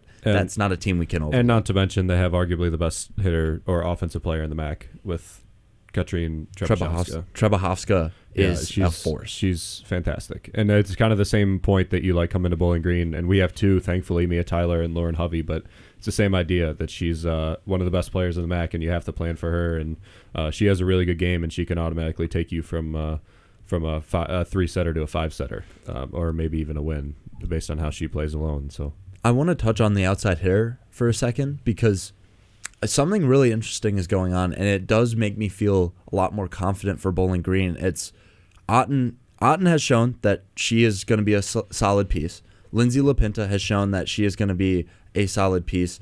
Our freshman backcourt have been very good in rotation of Avery Anders and Sydney Hernandez. But then when you go to the outside hitter position, it's Mia Tyler, Lauren Hovey, and then when you bring in the rotation of Edita Vaclavchik and Jordan Newblatt, it's such a solid rotation that you have going on of, if Newblatt's having an off game, bring in Eddie, and Eddie will give some offensive boost. Eddie starts to slow down, you bring in Jordan. That's exactly what happened against Kent State when they were looking sluggish. Since then, everything kicked into gear. Yeah, they definitely have a lot of depth and some areas that it's very hard to get in a MAC team. That you have people to bring in behind, and you have so many options on a different game. We've seen almost every hitter have a really good game. Jordan Newblatt did very well in the last game against Kent State, probably the best hitter on the team. But Hovey gets them, Tyler gets them, Alexis Mattil and Jessica Andrews have very good games. Even Amanda Otten has some very good offensive games. So everybody gets their hand on the ball, and when they do, the team is almost unstoppable. Something I want to touch on a little bit, because Chaz, I think, said it, and it's lingered in my head. especially based off of, I watched a lot of the team last year as well, as I'm sure you did. And there was a long stretch leading into the MAC tournament where it seemed like Bowling Green wouldn't even make it last year. Certainly not in that position, but I think it is very reassuring, I guess, to see how the team has performed with the several straight sweeps, because they've come in arguably the hardest possible and the easiest possible situations. Hosting Kent as opposed to traveling to Buffalo, which, correct me if I'm mistaken, is, I believe, the longest commute in the MAC. It is. That for Bowling Green, at least. And you're able to get a sweep in both of those. That shows being able to play at the highest level in the MAC and also not being complacent in probably the easiest test in the MAC. And like being able to do both of those to me is very reassuring. Like, I don't think it should be discounted, the Kent series at all. I've said this several times. First touching for Bowling Green last year, they were 3-6 at this time last season. Injuries really marred their year and kind of distracted from the fact that that team stayed a majority of the same. They lost a good chunk of players, but what they brought back and what they were able to pick up in the transfer portal and with freshmen has been very solid. But I think you are very right. This team has been developed and trial by fire in almost every single way that you could ask for. A reverse sweep, one of the hardest situations to come back from in volleyball, down 2 sets, win the next 3. They did that twice back to back. They had a heartbreaking, crushing sweep loss against Ohio State on the road. They had a huge crowd game against Ohio State just the night before. They've had sweeps against the worst team in the MAC in terms of statistics against Kent State, and then went on really long road trips. So it's every single test you could possibly ask for in terms of distance traveled, crowd opportunity, player-wise against a Western Michigan team that had so many returning stars. They had a reverse sweep against them, and then they swept them in 3 straight.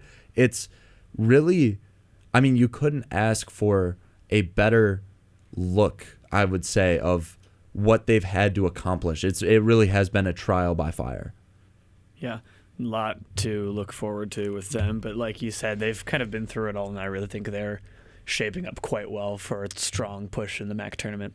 We're going to move ahead and talk about some soccer. We've got some women's and men's soccer action to touch on. So, Mr. Lucas Kleinmeyer, if you want to take us away, let's start with the women's team. Yeah, I mean, inconsistent, it would be probably a polite way to put the women's soccer team this season, just very up and down, and especially in MAC play, they were winless. I believe actually 1 win in the last 6 MAC games coming into today, but this afternoon they beat the Akron Zips 2-0 in Akron. Akron is the worst team in the MAC. They haven't won a game in the conference play, but this was a game that the Falcons needed to win if they won to even make the tournament. But now with the way the other results have gone through today, they sit in 4th in the MAC, which is the last home game in the quarterfinal round. Before the game, they were in 7th, so they were on the outside looking in of the game. And, big result. Emma Stransky got the goal for Bowling Green. I believe Lexi Serwin scored the second one for BG as well to put the final nail in the coffin and get that one home. Right now, BG sits in 4th. Above them is Western Michigan first, Buffalo, and Ohio. All of them have clinched MAC tournament spots, and Western, I believe, is 1 result away from clinching the MAC regular season for the 2nd straight year. Very good team. Buffalo's a team that Falcons tied, and in 2nd. They're a very good team as well. Ohio, we know what they did to Bowling Green. They beat us 3-0 at Cochrane early in the season. They'll be in 3rd. All Bowling Green really needs to do now is on Halloween against Kent State, which is the last game of the regular season, is you get a win and you'll keep that 4th place spot, and you'll probably play either Northern Illinois, Miami, or Kent State again, possibly, depending on how it shapes out. Pretty much the 6 are decided. There's kind of one team lingering with Western, Buffalo, Ohio, Bowling Green, NIU, Miami, and Kent State. One of those teams are going to miss out. And honestly, the way you look at it, Kent State's going to need to get a result against us on Thursday if they want to get into the tournament. And for us, if we want to get a home game, going to have to win. So very interesting there. That game's a 3 o'clock game on Halloween, so definitely going to be looking out for that. I said they were inconsistent because they just offensively they've been very stale this year, and not a lot of players have been stepping up front. Most notably, Bryn Gardner has not been having the season as I'm sure she expected, as I'm sure the Falcons expected. Only 2 goals this season, I believe. Playing a little bit of a different position, but just not been the year that the Falcons and her probably have wanted so far. But I think in the tournament she might be able to find a groove. Maybe you're kind of just waiting for just one moment to happen. She scored against Central Michigan a couple games back, I should say, and you were kind of hoping that would kind of like break the dam a little bit and she get back onto form. And kind of seems like that hasn't really happened just yet. But defensively, they've been great all season long, even with Madison Vukas out, and I don't think she's going to be returning. I think it's going to be Peyton O'Malley in between the sticks for the remainder of the year. Taylor Green, Isabel Gilmore, the whole back line's been pretty good, minus when they play against one of the top teams in the MAC. But then again, they've been opening themselves up trying to get a result. So it really just comes down to scoring, and if they can finish their chances. I mean, Chris Fox, they know what kind of team they have. I mean, they have some experienced leaders. They have a lot of very good young, talented players that are going to keep developing and get better as the years go on. It's just all about putting it together for one MAC game, and unfortunately, they really haven't been able to do that except the first couple of games this season. So I want to look at Bowling Green, as we said, seated 4th, 4-3-3 MAC record. Northern Illinois and Miami directly behind at 3-3-4 each, and then Kent State sitting at that 4-4-2.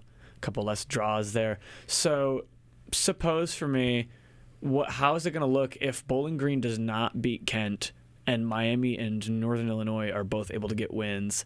Kent, but assuming they win, let's say that rather than a tie, assuming Kent wins, they'd be at 5 conference wins, and then that would put Northern, Miami, and BG all at 4-3-4. What happens there in that case? Well, I think if Kent State wins, that would put us at 4-4-3, and then we would 4-3. You're right. Yeah, and then we would fall out of the top 6. So if we lose and NIU and Miami both win, I believe we fall out. I think that's the only way that we fall out. Yeah, if you look at it, Miami plays Ohio. Not a good matchup for them. Northern Illinois. They play Western, which is not a good matchup for them either. Northern Illinois plays Western. I mean, those are 2 good matchups for Bowling Green, but anything can happen. It's the MAC. But I would assume if in order for Bowling Green to drop, let's say disaster strikes and we lose to Kent State, I think Miami and NIU would both have to win, or at least one of them have to draw. There's so many different scenarios in terms of tiebreakers. You listed off the conference from 4th through 7th. It's 4-3-3, 3-3-4, 3-3-4, 4-4-2 is for conference records. So they're all very close, and I mean it can change on a dime. And there's still a whole last week to be played. And I mean, for the Falcons, they're just going to be looking to take care of business against Kent, because now they control their own destiny, which is good because I don't think they expected that to happen. And a lot of different results today kind of helped them. Example, Miami tying Buffalo. Eastern beating Kent today was a very big result. It's a huge one for them as well.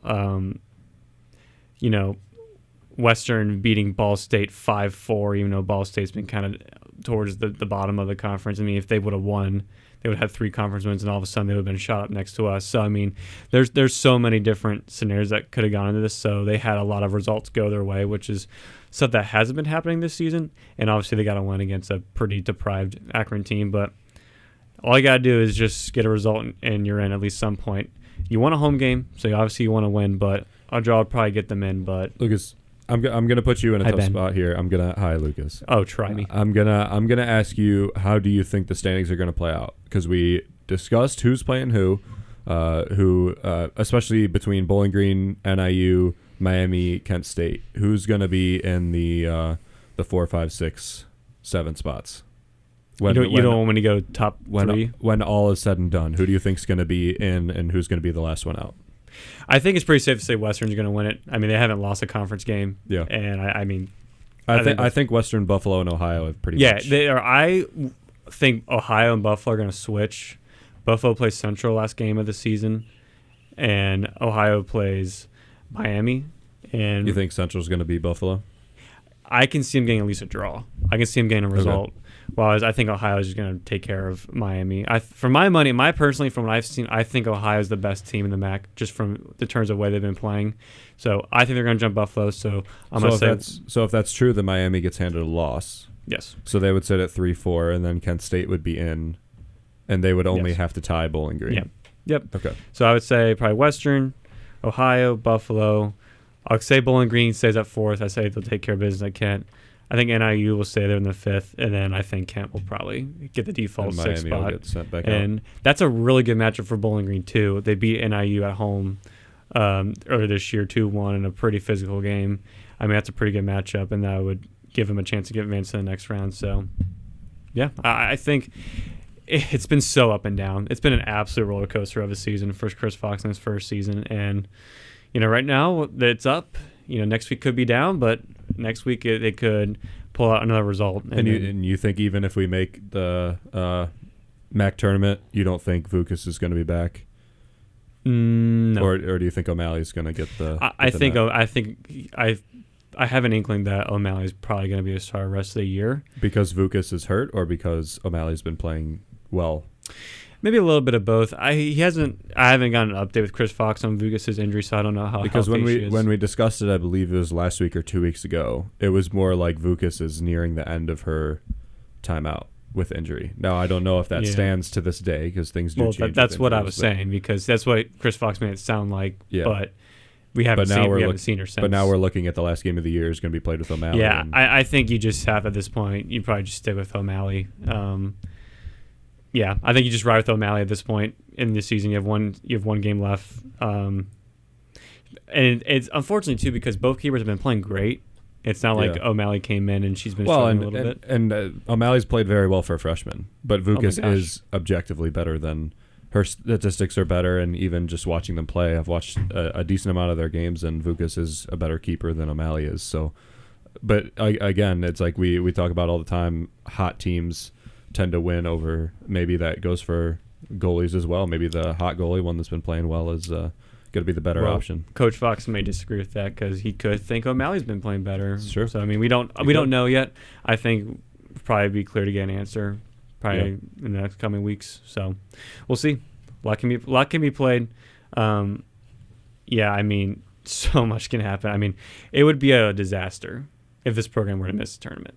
It would be an absolute disaster compared to where they were last year and the year before that, and honestly, when they had 4 straight MAC tournament championships before I even got here a couple years back. I mean, for this program standard, it hasn't been good enough. But like to miss the tournament entirely, assuming they take care of business in Kent State and they finish with a 5-3-3 record, how do you feel like that sits for how they've played this season? Do you think a 5-3-3 record reflects how well they've played, or do you think it doesn't? I think it would depend on how they do in the tournament game. It's all dependent on the tournament. I think if they were to win, I think you feel a lot more positive going out of the season. But if they were to finish the way it is and they lose the NIU at home, let's just say if it's NIU, then you'd probably be like, oh, well, we might have overachieved a little bit getting a home game. Yeah, because I'll be honest, with inconsistency and everything, we've talked down about women's soccer, maybe in the shadow of men's soccer a little bit as well. But the 5-3-3 record is by no means, I mean, if that happens, you're going to be 4th in the MAC. And it almost feels like we've been talking about them as if they're underachieving. Right. Whereas they're top in the MAC, they're going to get a home game if they take care of business in Kent State. They're in a position where it would need a catastrophic collapse for them to miss. Yeah. So by no means a bad situation, and by no means a underachieving year. No, and I think that's a really good point and timing for you to bring that up, because you look at the men's soccer situation, and it's kind of a toss up as to exactly what's going to happen here too. Lucas, why don't you get into that a little bit? You should have appealed. You should have appealed the suspension to Trace Terry. Man. Well, I guess you can really make a similarity to both seasons in terms of the roller coaster with seasons. I mean, you go from being nationally ranked at one point in the year and just killing conference play and even killing the start of Missouri Valley play. You go 3-0 to start MVC play. And right now they've been winless in their last 4 Missouri Valley conference games after that. And when you're in a 19 conference and you only play 8 games, you just can't do that. And it wasn't like they had a lot of draws. They've only had 1 draw and they've had 3 losses. So right now they sit 3-3-1 in the Missouri Valley Conference, And right now they're in 5th place, which means they are out of a home game when for majority of the year they were either at first place in the Missouri Valley or they're in second for after Missouri State kind of got hot. So if I need to paint a picture to our listeners real quick, Missouri State, 16 points, 5-0-1, haven't lost a game. They're going to win the regular season, safe to say. And this is their last year actually in the Missouri Valley. They're moving to the American Conference next year as affiliate members. So good for them. Very good team. Drake has been the surprise of the year after finishing last year, being in second, 14 points, haven't lost a game either. They came to Cochran Stadium, had a 0-0 draw against Bowling Green. They are a very physical and tough team and just big. Like, they are a huge team, especially in height. Evansville beat Bowling Green this past Friday, 1-0 loss on the road. Evansville start 0-2 in the conference play. Now they're 4-2. So now they're up to third place on 12 points. So that took Bowling Green's spot. And then you got Western Michigan, who's the number 9 team in the country, who are somehow in 4th. And the only reason why they're in 4th is because they've had a lot of draws, 2 wins and 4 draws. But they haven't lost a game. And I don't know the exact number, but I know they're somewhere in the mid-30s of unbeaten streak and just all regular season games, which dates back to last year, which is the longest streak in the nation by quite a margin. And then you have Bowling Green in 5th with 10 points. So both them and Western Michigan are tied, but Western Michigan is ahead based on a winning percentage. And that's really something that just boggles my mind a little bit. You know, I've been aware of it as soccer is a sport that accepts draws when you're looking at the regular season, but it feels so weird that you could be the number 9 ranked team. You haven't lost, and you're sitting at 4th in your conference. That's just very wild to me. They don't need to do good. They're going to get a bid. They'll be in the NCAA tournament just based off their regular season alone, especially what they did last year. So for them, it's, you know, they just want to finish as high as they can and, you know, win a tournament, play clean. Yeah. Right? But for Bowling Green, it's everything because you're not, you know, you're pushing, trying to become an elite program. But in order to do that, you need to be the elite teams. And unfortunately, they haven't been able to do that this year outside of Michigan State, which was way back in the second game of the season. But, you know, at least there's that thought in the back of your mind that they can do it. Mm-hmm. They did it against Michigan State. And if they pull out the game that they played against Michigan State against Western, who they do play Western next, right? Mm-hmm. Haven't beat them since 2014 to the day, which is a massive game. And I know I don't think Lucas wanted to mention that, but I will mention it because I think they're gonna, being a mild casual in the game of soccer. I've gotten into it a lot. I've been watching a lot of their soccer. Thank you, Lucas. I think they're gonna have a good chance against Western. I think they might hand them their first loss. It's frustrating. Yeah, it's frustrating too because you watch their losses against Missouri State and Evansville, but particularly at Missouri State, they don't play bad. It's a good game, but when you play at an elite program, you have to take advantage of your chances. The margins are so slim, and Missouri State just capitalizes on every chance. And if you don't take care of your chances, then you're not going to win the game. Same thing to Evansville. I mean, this previous Saturday, you know, no Trace Terry due to a questionable red card suspension. Horrendous red card suspension. And then you're down 1-0. You know, Evansville kind of scores kind of a soft goal, at least for my money. And then you have a penalty kick in the 8th minute, and Trace Terry's not there to be your main penalty kick taker. And Alberto Nye takes it, and goalie Miraz, freshman keeper for Evansville, who's just sensational, saves it. So, you know, that it comes down to that. You know, if they convert a PK, then maybe you get a draw, and you know you're in 4th right now. You're above Western. You would have 11 points. They have 10. So, I mean, you'd be in better position. And all you need to do against Western is get a draw to make sure you have a home game. But now you're in a situation where now you're in 5th, and you're playing a Western Michigan team that you've played so many times, at least Eric Nichols has, because they were in the MAC before the MAC men's soccer got suspended. And you haven't beaten them in a decade, like Ben mentioned. And they are the number 9 team in the country and haven't lost in 35 games. So the cards are stacked against you. That's for sure. They definitely didn't make it easy on themselves, especially after starting 3-0 in MVC play. But there's a first time for everything, and there's a chance to make history. And Western is a very, very dominant team. They already have some MLS players, one that's already been drafted that's playing right now, and a couple of players that they're going to get drafted or at least go pro. A lot of draws. I mean, they're coming off a 0-0 draw against Bradley. That's a team that Bowling Green beat. So they're at home. They got to use home field advantage at Cochran to their fullest, and you'd be hopeful if you're a Falcon fan to get a win, because that would be one of the biggest wins in Eric Nicholas's coaching career, at least for my money. Not the biggest, but one of the biggest, to beat down a team that has had your number for a decade and didn't get a home playoff game. What's your prediction to happen against Western Michigan, and therefore the final rankings at the end of the year? But what do you think? Because I'll say this right now. I feel like men's soccer is the kind of team to really get up for a game like this. Like, they have the right squad together that they will really get up, and at the very least put up a fight. And I think I think Trace Terry is going to be upset is the kind word to use for it coming into this game. I think having the duo out there is very good. I think they're going to be pissed about their loss to Evansville, frankly put. I could see them coming out and not only beating Western. I think they will beat Western Michigan. I would love it. I absolutely would love it. Western Michigan is just it's very incredible what they've been able to do when they're a mid-sized school like Bowling Green. Obviously, like in every other sport, they're in the MAC because we're in the same conference, both in the Missouri Valley. What they've been able to do with that program, at least head coach Chad Wiseman has been able to do for all his years, has been honestly like very, very incredible. And I would say I would lean towards a draw more, because that's what Western has given up teams this year. And just the way these games have gone this year, I just have a weird feeling that's going to end dead even. Wouldn't be surprised, obviously, if Western wins, but honestly, I wouldn't be surprised if Bowling Green wins. I mean, like I said, there's a first time for everything. If there's a team that can do something like that this year, I believe it's this team. This team, the story of this team this year has been Trace Terry and Bennett Painter, and rightfully so. We're the only team in the nation that has 2 double-digit goal scorers. I mean, I wholeheartedly believe they could do it.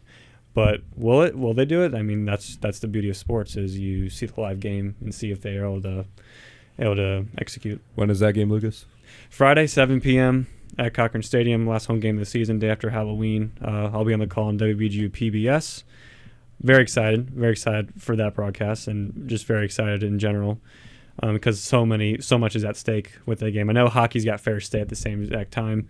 I'll have it up on video. Keeping up. Oh, well, thank you.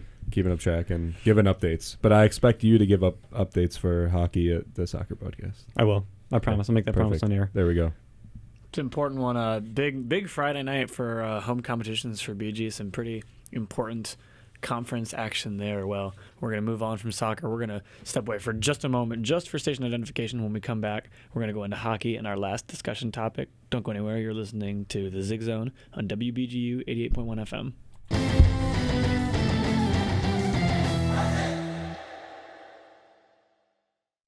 This is Lucas Kleinmeyer, and you're listening to 88.1 FM WBGU Bowling Green, home of the Falcon Media Sports Network. And welcome back to the Zig Zone. We're back from that station identification, and we're going to go ahead and start talking about a little bit of hockey. Hockey, most recently, playing Ohio State in a home-and-home. Ben, talk about that. Yeah, Holden, you were with me in Columbus 2 days ago when they lost 3-1, 2 goals given up in the first period. They split with goals in the third period, and that's kind of how it ended. And then yesterday in the Slater Family Ice Arena, the barn opener for the season, they lost 2-0, gave up 2 goals in the second period, but played clean slate in the first and the third. It was I don't remember the exact quote from Dennis Williams, but in the press conference after, it was something to the effect as, I'm not disappointed about this weekend. I thought it was very strong. There was good things that came out of it. Ohio State was, I think a lot of hockey fans remember them as being one of the worst teams in the Big Ten last year. They are the only team, they have the most wins in the Big Ten. They're the only team that's undefeated in the Big Ten, one of the only teams in the nation that's undefeated. If I am not mistaken, they're ranked in some capacity, which they weren't. They're ranked number 19. The Falcons had a 5-1 series score against them and only gave up 2 goals in 5-on-5. So without power plays or any other extenuating circumstances, they were only outscored 2-0. Goaltender Cole Moore only gave up 2 goals against one of the best teams in the nation and an undefeated team. So and then that's a number 19 team before they took 2 wins this weekend, so they could even rise against the Winsta Bowling Green. So it was a good weekend. We saw some good things. Colmore solidified his ability to save pucks as he's done for 2 years. He's just continued to get stronger. The defense looked very good, which is a talking point in the games against Western Michigan. They gave up 6 in that game in Kalamazoo, and then turn around and against a team that's even or even better, they gave up less. So it was a very good showing this weekend. I was quite impressed with how they played. And I think it really is a testament, like you said, not only the 19th ranked Ohio State, but that's not an Ohio State team that has been playing nobodies either recently, sweeping Wisconsin, also a ranked team. They have one of the leading scorers in the nation. Max Montez has 5 goals. He had a goal in every game that Ohio State had played in the season, including 2 goals and a 2-1 victory against Wisconsin. I don't know if he's still the highest goal scorer, but I know the Bowling Green is able to keep him off the tally for the 2 games this weekend, which no other team, Wisconsin or American International University, was able to do. So that alone is impressive. They limited the amount of goal scoring last year. It was a 4-2 game followed by a 6-2 game. This year is a 3-1 game followed by a 2-0 game, and a team that has changed very little, and the core players have stayed essentially the same. So from Ty Eigner to Dennis Williams, the Willie season has been better. They've played stronger against a team that was better than they were last year. And especially you look at the goal difference, less goals scored for the Falcons against the Buckeyes in those games But you also have to look at the keeper tandem for Ohio State is certainly impressive. Logan Turnus and Christopher Eberle did a fantastic job in net. They were helped with some good defensive plays as well. Bowling Green wasn't really able to put as many shots on goal as you would have liked in either game. I believe in the first game they had 7 shots on goal going into the third period, and then had 20 or so in the third. Holden and I were there to watch that game in Columbus, and then yesterday they did better with shots on goal per period, but again, it just wasn't even close to the amount that Ohio State had. So you always want to make the other goalie work harder than your own goalie, even if you're not able to get the win, and they just weren't able to do that. But Eberle and Turnus are a duo and a half. They're the second best goaltending duo in the Big Ten behind Notre Dame, and Notre Dame has the one guy that's insane. So you have a grad student and a sophomore, and then when the grad student graduates this year, you're going to have a sophomore that's just as good as the grad student, and they're a fantastic team. I can see them being very good going forward, maybe making a run at the MAC this year. Or the Big Ten, I should say, not the MAC. Yeah. Ohio State. And you look at Bowling Green's performance as well. An interesting point, certainly, Cole Moore logging all of the goalkeeper minutes for the team. Mm-hmm. Sort of a departure from, as you said, you want to see you want the goaltenders to have to work pretty hard. Does that seem like something to you that, there's inevitably going to be some fatigue when a guy's playing all the minutes on a Friday and then a Saturday in the series? Do you foresee that being an issue for the hockey team at all? It's tough to say. Normally, you don't want your goalie to play all of the games of the year or all of the minutes. He is the best goalie on the team. They're taking a step back from Christian Stover for undisclosed reasons. But he is the goaltender on the team. And to be frank, the backup, Salvador Ivola, he dressed for the first time this weekend, which was nice to see, but we don't know how good he's really going to be in the net. And Pete Eigner was the 4th string last year. He's probably the 3rd string this year. We don't know. He's only seen a little bit of time in exhibition last year against the USA team, and then against Simon Fraser this year. So we just frankly don't know. And in games where you're trying to figure out your forward and your skater situation, you don't want to be testing goalies as well, because too many variables, and you don't know what's the things you need to change. And you have a favorable schedule coming up. You have the CCHA opener against Ferry State this week, then a bye. Then you have St. Thomas and Minneapolis, then another bye. So it's not like he's working week after week after week. And then even after that, you have a long while of winter break in which you play 2 games. And I'm sure Ivola is going to get a start in one of those, or an exhibition game against the USA team in Plymouth, Michigan, and then RIT at home. And I'm sure Ivola is going to get one of those starts, and maybe even Eigner. So it's not going to be a true struggle until the second half of the season, I think, when you're playing most every week. But I think Colmore can do it. I think he's been very strong. They do a good job of defending him generally. They did a great job of defending him this weekend. He didn't have to work overly hard. He did have 30 saves yesterday. Yeah, and when you have a guy so good, you want him to be out there as much as possible. You want to give yourself the best chance to win. Last year we saw him split because they didn't know what they had with Colmore. Now they know what they have with Colmore. So why not play him as much as you possibly can while also trying to prevent injury and wear and tear. And it feels like the kind of thing to me personally where you look at it and it's maybe a bit concerning that you have some question marks with what may be the situation with Christian Stover, and you've got two guys other than Moore who are unexperienced, untested, and we don't really know what we have in them. But at the same time, that sort of feels like an inevitability at some point in sports like this when you're kind of in the earlier season. There are bound to be some kinks to work out, and I don't think it's certainly no cause for alarm yet. And they have they had a mildly difficult non-conference schedule. They ended it with Ohio State, which is a rough team to play in your last one. But then they have, again, it's tough to say because Ferris State has an entire wholesale change in their team. So it's tough to say how good they're going to be. But they lost a lot of people. They brought in a lot of new people, and we're projecting that they're not going to be one of the best teams. They're probably going to be low in the CCHA. So you're starting with an easier opponent, which is good. So you can set your lines and see what's working and get Colmore a couple of nice wins below his belt, hopefully. And it's always good when you get the first wins of the season and you solidify yourself as a team to beat. Ben, you covered this team last year under Ty Agner, and with how the team has kind of worked their way through. That was a nice one right there. I was trying to get through it. Yeah. Listen, hey, we were all screaming. He's a growing boy. We were all screaming yesterday, so it was fair enough. True. It's fair enough. But with how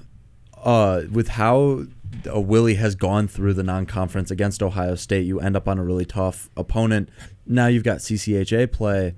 What differences have you seen from Agner to Willie so far this season? I think Willie has he's more willing to, if you didn't play a good game, pull you out of the starting lineup. We saw, I believe it was a swing of 4 players that were scratched one day to playing the next day against Ohio State this weekend, and he's been preaching that the entire time. You're earning your playing time, no matter if you're. The captains are going to play because they're the best players in the team, but whether you're a freshman, sophomore, junior, senior, if you earn your playing time, you're going to play. The best example I can say of that, Brandon Santawana, Owen Ozar, mainstays for the Falcons last year, played almost every game, did a very good job, and were scratched in the, I believe it was the Western Michigan game they were scratched, and then in addition the first game against Ohio State they were scratched. And those are guys, Santawana, they're both very similar players, nice scrappy players, which Willie generally likes. But if you're not playing well, you're not having good shifts, he'll find somebody you have a big roster. He'll find somebody that's willing to go out there and do the dirty work, play how he wants them to play. And that's good for the program, too, because you got a bunch of guys working their butts off. Ethan Scardina said that yesterday. We got a bunch of horses in the locker room that can pick up where the rest of them left off. So, it's just there's guys in the back that you can bring in, and Willie's just definitely more willing to do that. And we see better play off the puck too, digging pucks out of boards, hitting. They're much more physical. Their passes are much cleaner. They are defensively. They look a lot stronger, and the offense will come. It always does. So. Yeah, and it feels like it's certainly something to be excited about, getting to see the first conference series under Coach Willie, and in particular at home. I think it'll be a really exciting one for the Falcon fans. Yeah, it should be very fun. Well, I think that brings us around to about the end of what we got for hockey. And before we go with the show, we're going to touch on some of the upcoming Falcon Athletics events around campus here. But I'm going to throw you guys one with a little less prep time. We're going to have one more discussion because it is Halloween this Thursday. And so it's going to be another bit of a two-parter. It gives you some more time to think. Maybe something will come to your mind quicker. Anyways, I want to know the best and or the worst, ideally and, Halloween costumes that you've seen from adults. Not little kids. We're not dunking on little Timmy for wearing his Spider-Man suit, but the best and the worst. I will start with one of the worst I've seen is I saw this person in a Yoshi costume, from Mario, and it's literally just a hat and a t-shirt, and it was just it just looked so bad and so dumb.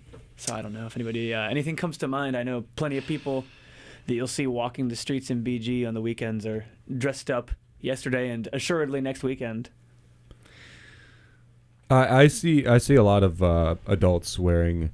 I'm sure it's satirical, but they wear a lot of like SpongeBob characters. Yesterday, actually, this brings me to this. Austin Roos, who was our board op yesterday, was in here in the WBGU 88.1 studio wearing a plankton costume because he knew that nobody else was going to be willing to board op. So praise to Austin Roos. Yeah. If you're Thank you, out there Austin. listening, you're the man. We might have your keys. we might have your keys. They're sitting here right now. You might have forgot them, but just the mental image, sitting there watching the game, knowing that he was sitting there in a plankton costume. It was very funny. I saw a guy yesterday also wearing a Gary the Snail costume as an adult man, and not like a college kid, an adult man, which I thought was very funny. I at least like the deeper Paul. It's not just the SpongeBob like inflatable suit or Patrick. Plankton's a little more niche. I think that's funny. But here's the thing, though. I hate just laziness. I was gonna say the same. That's hate like. Just it's okay. It's Halloween. It's supposed to be fun and stupid. Like you're supposed to like you're supposed to dress up, and that's kind of where I was going. But like the adults that just like buy those like stupid like onesies pieces where it's like, oh, I'm a hamburger, and it's just like they just wear a hamburger suit or a piece of pizza, or it's like, dude, come on. Like I'm firmly a believer. I don't like dressing up. I just don't. But that's a horrible take. Okay, but if you're going to. That was an unreal thing to say to me, Lucas. That's a crazy thing to say. But if you're going to dress up, at least go all out. Don't be worried about like what people are gonna think. Like you're dressing up, or like the people like the adults that are like, oh, we're like in the 70s, and all they do is they wear like an old leather motorcycle jacket and like jeans, and it's like all right. Okay, whatever. Okay, I'm about to go on a quick little rant here. If your Halloween costume is so niche that you're just like a dude in like random clothes and you're from an episode of like Victorious and you're like, oh, I'm meant to be like. Where did that come from? Where did Victorious come my from? girlfriend's Halloween costume may or may not be. Is this a call out to your girlfriend? 100%. Okay. But regardless, who was she? Who was she first? Before you start ranting, who was she? The Halloween episode of Victorious where they all dress up. She's dressing up as Kat, as a cowboy, I believe, and I like that's a random episode. See, that's not niche.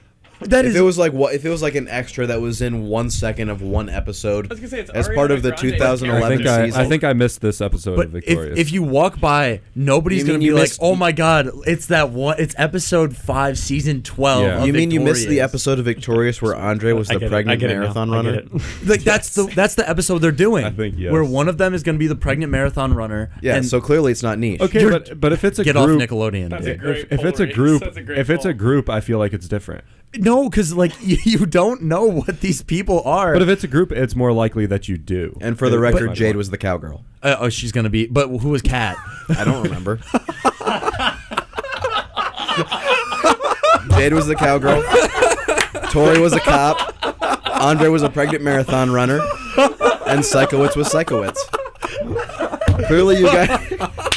Clearly, you guys haven't been watching your 2010s Nickelodeon. Oh my God. That might be the best poll I have ever seen in the way history. he just hides his secret, and then all of a sudden he drops the information. Like, oh, actually, guys, it was Jade. Yeah. So before you start calling people out for their niche Halloween costumes, wasn't there a question do a little in here pal. somewhere, and we haven't answered? Oh, the best Halloween costume of all time. Oh, we need to get Reese's. Okay. Yeah, I think the worst Halloween costume of all time. If you just go out to Halloween dressed in jeans and a football jersey or a baseball jersey, the stay Ben home. Korak, if Stay you home. will. Stay home. I did not. That shot That's was what you're gonna do. I'm not going to dress up as anything. This is what I'm saying. If you're going to dress up, go all out. We got to If you're make not- fun of you for this. If you go out nothing for- on Halloween. If you go out trick-or-treating or if you're a college-age student, you go out to the bars for Halloween. If you are dressed in jeans and a sports jersey, stay home. No, that's fair. What I will say, It's fair take. if you got like pads, If you have pads, listen. If you are going all out as a football player for Halloween, I will respect it. If you are going out for Halloween in jeans, tennis shoes, and a football jersey over a sweatshirt, stay home. I'm He's going out talking as about- Camden North. He's talking about Kinda the people got us going that look like they're just going to a normal like college Yeah, football game. like if Yeah. it looks like an outfit that you would wear to school on like Victory Monday or the day your team plays, stay home, because nobody wants to see that. I don't That's think fair the enough. collective of this room, save for the Lions fans in the room, know enough about Victory Mondays. But we'll move No, past we it. don't. You get one tomorrow, Reese. No. So I do get one tomorrow. I'll I'm throw you so that. happy. Is that the second one of the year? Huh? It is the second one of the year. Nobody can take this think, away from me. I think the best is because it's a classic movie. I think the Talladega Nights jumpsuit is one of the best ones because everybody recognizes it. It's a reference to a movie, and anybody can. But it's yeah, not but like- does it not fall under yeah. the umbrella of like a little bit lazy too because it's so easy Nah. to do? I don't know. No, I don't I think wouldn't say so. so. There's I wouldn't I say feel like so. there's levels to it. Like I want to hear your guys' opinion on this. One of my Halloween costumes this year, I'm going to be Maverick, and I got the Maverick jacket. That's cool. That's Where's the stat? But here's the thing though with stuff like Subjectively that, sick. it's trendy. Like when the Yeah. movie came out, everyone was mad. That's my thing about the Talladega Nights jumpsuit. So now is everyone's because Talladega Nights. the Ricky Bobby suit is year after year after. Like you will Yeah. see people, and it never gets old. Like you're always like, that's a cool costume. I saw Step Brothers last night. That is cool. That's a good one. That was That's a a good one. very good That's one. a good one. That is a So very how do you good feel one. about the Joker then? I feel like you see Oh, that every year. dude, the also. people that dress up as the Joker, that is the one exclusion where just don't go in a costume if you're going to be the Joker. I'm going to be so honest. Like, I think people like Ben need to dress up for Halloween because it's Halloween. Like, get over it. But if you're dressing up as the Joker, just cry in your one bedroom apartment and just like go home because like I'm going to be honest, like you got way cockroaches will worse keep you things to work company. about. Exactly. The cockroaches will keep you company. My gosh. Cockroaches. What do we think Oh my about God. couples costumes then, Chaz? You referenced girlfriend. I'm going to be Cosmo and Wanda this year. That's a good one. It's That is a very one. good. Doing the whole hair dye thing. I'm tired of going on TikTok and seeing 50 sent to me because my girlfriend wants to dress up even though she goes to a different Well, you university. guys Maybe- dress up then. I'm sorry. yeah, like- I know. You're dressing up. I know. What is everybody being for Halloween? Do we have time to just We got a rip little that? time. Jim and Pam is Love the that. costume we're doing. Are you That's doing the hilarious. 3-hole punch, Jim? Because I'm gonna make fun of you if you are. Undecided, but probably not. Okay, good. Because I've seen too much of that with the cat. Well, and it's like your costume was already being the person. You don't need to do their Halloween costume. It's Right. like how meta and cool are you trying to be? Let's tone it down. Go. so I'm gonna be Cosmo and Wanda first day. Second day gonna be Maverick, and then me and my friends are going as Finn, Jake, and Ice King, and I'm gonna be. I Finn. love that. I'm gonna be Homelander from The Boys. That's so That's funny. Oh, That's very um, funny. No And then frosted tips. That's gonna be a Monday night classic. Maybe. I might wear it to our Monday meeting, but I think you should. We should do That's very Halloween funny. costumes. I haven't on Monday. I haven't Very decided a funny. second one yet. I have a couple of costumes I haven't worn yet. I just haven't decided. But that's like my main one. My girlfriend and I are planning on going as a butterfly and a butterfly catcher. And if you don't know what a butterfly catcher is, just imagine me in a fisherman vest and a bucket hat waving around a butterfly net. What an interesting costume that. idea. That's a funny one though. That's a good one. Yeah. And it's practical. Yeah. Yeah. It was easy. It's $40 on Amazon. Wet blanket costume for Ben. I heard. Yeah. And that's the show, everybody. I am an That's the show. I'm an RA and I will be working on Halloween, unfortunately. Wow, that which just is- made this very depressing. All right, hold Wet things blanket. away. A bummer. Yeah, it was a All right, bad one to end with. We're going to go right through the upcoming games real quick. Thursday, October 31st, the women's soccer team is going to be in Kent for a game. Friday, the volleyball team will be at Miami. Men's soccer will host Western Michigan. Hockey will host Ferris State. Saturday, the cross-country teams compete in the MAC Championship in Indiana at Muncie, Ball State. And hockey will play the second of those games against Ferris State, as well as volleyball against Miami again. That's going to do it for us here at the Zig Zone. Thanks for tuning in. We're here every Sunday, so make sure to tune in 4 to 6 again next Sunday. And to keep up with our other content, check out bgfalconmedia.com, as well as Bowling Green Falcon Media on YouTube. Thanks for tuning in, everyone. And as always, Ziggy.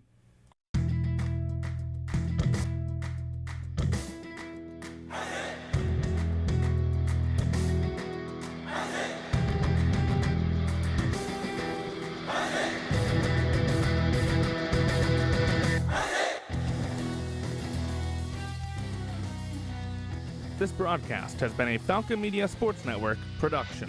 For more BGSU sports news and updates, follow Falcon Media Sports Network on Twitter X at BG_FMSN, BG Falcon Media on Instagram, Facebook, and YouTube, and head over to bgfalconmedia.com.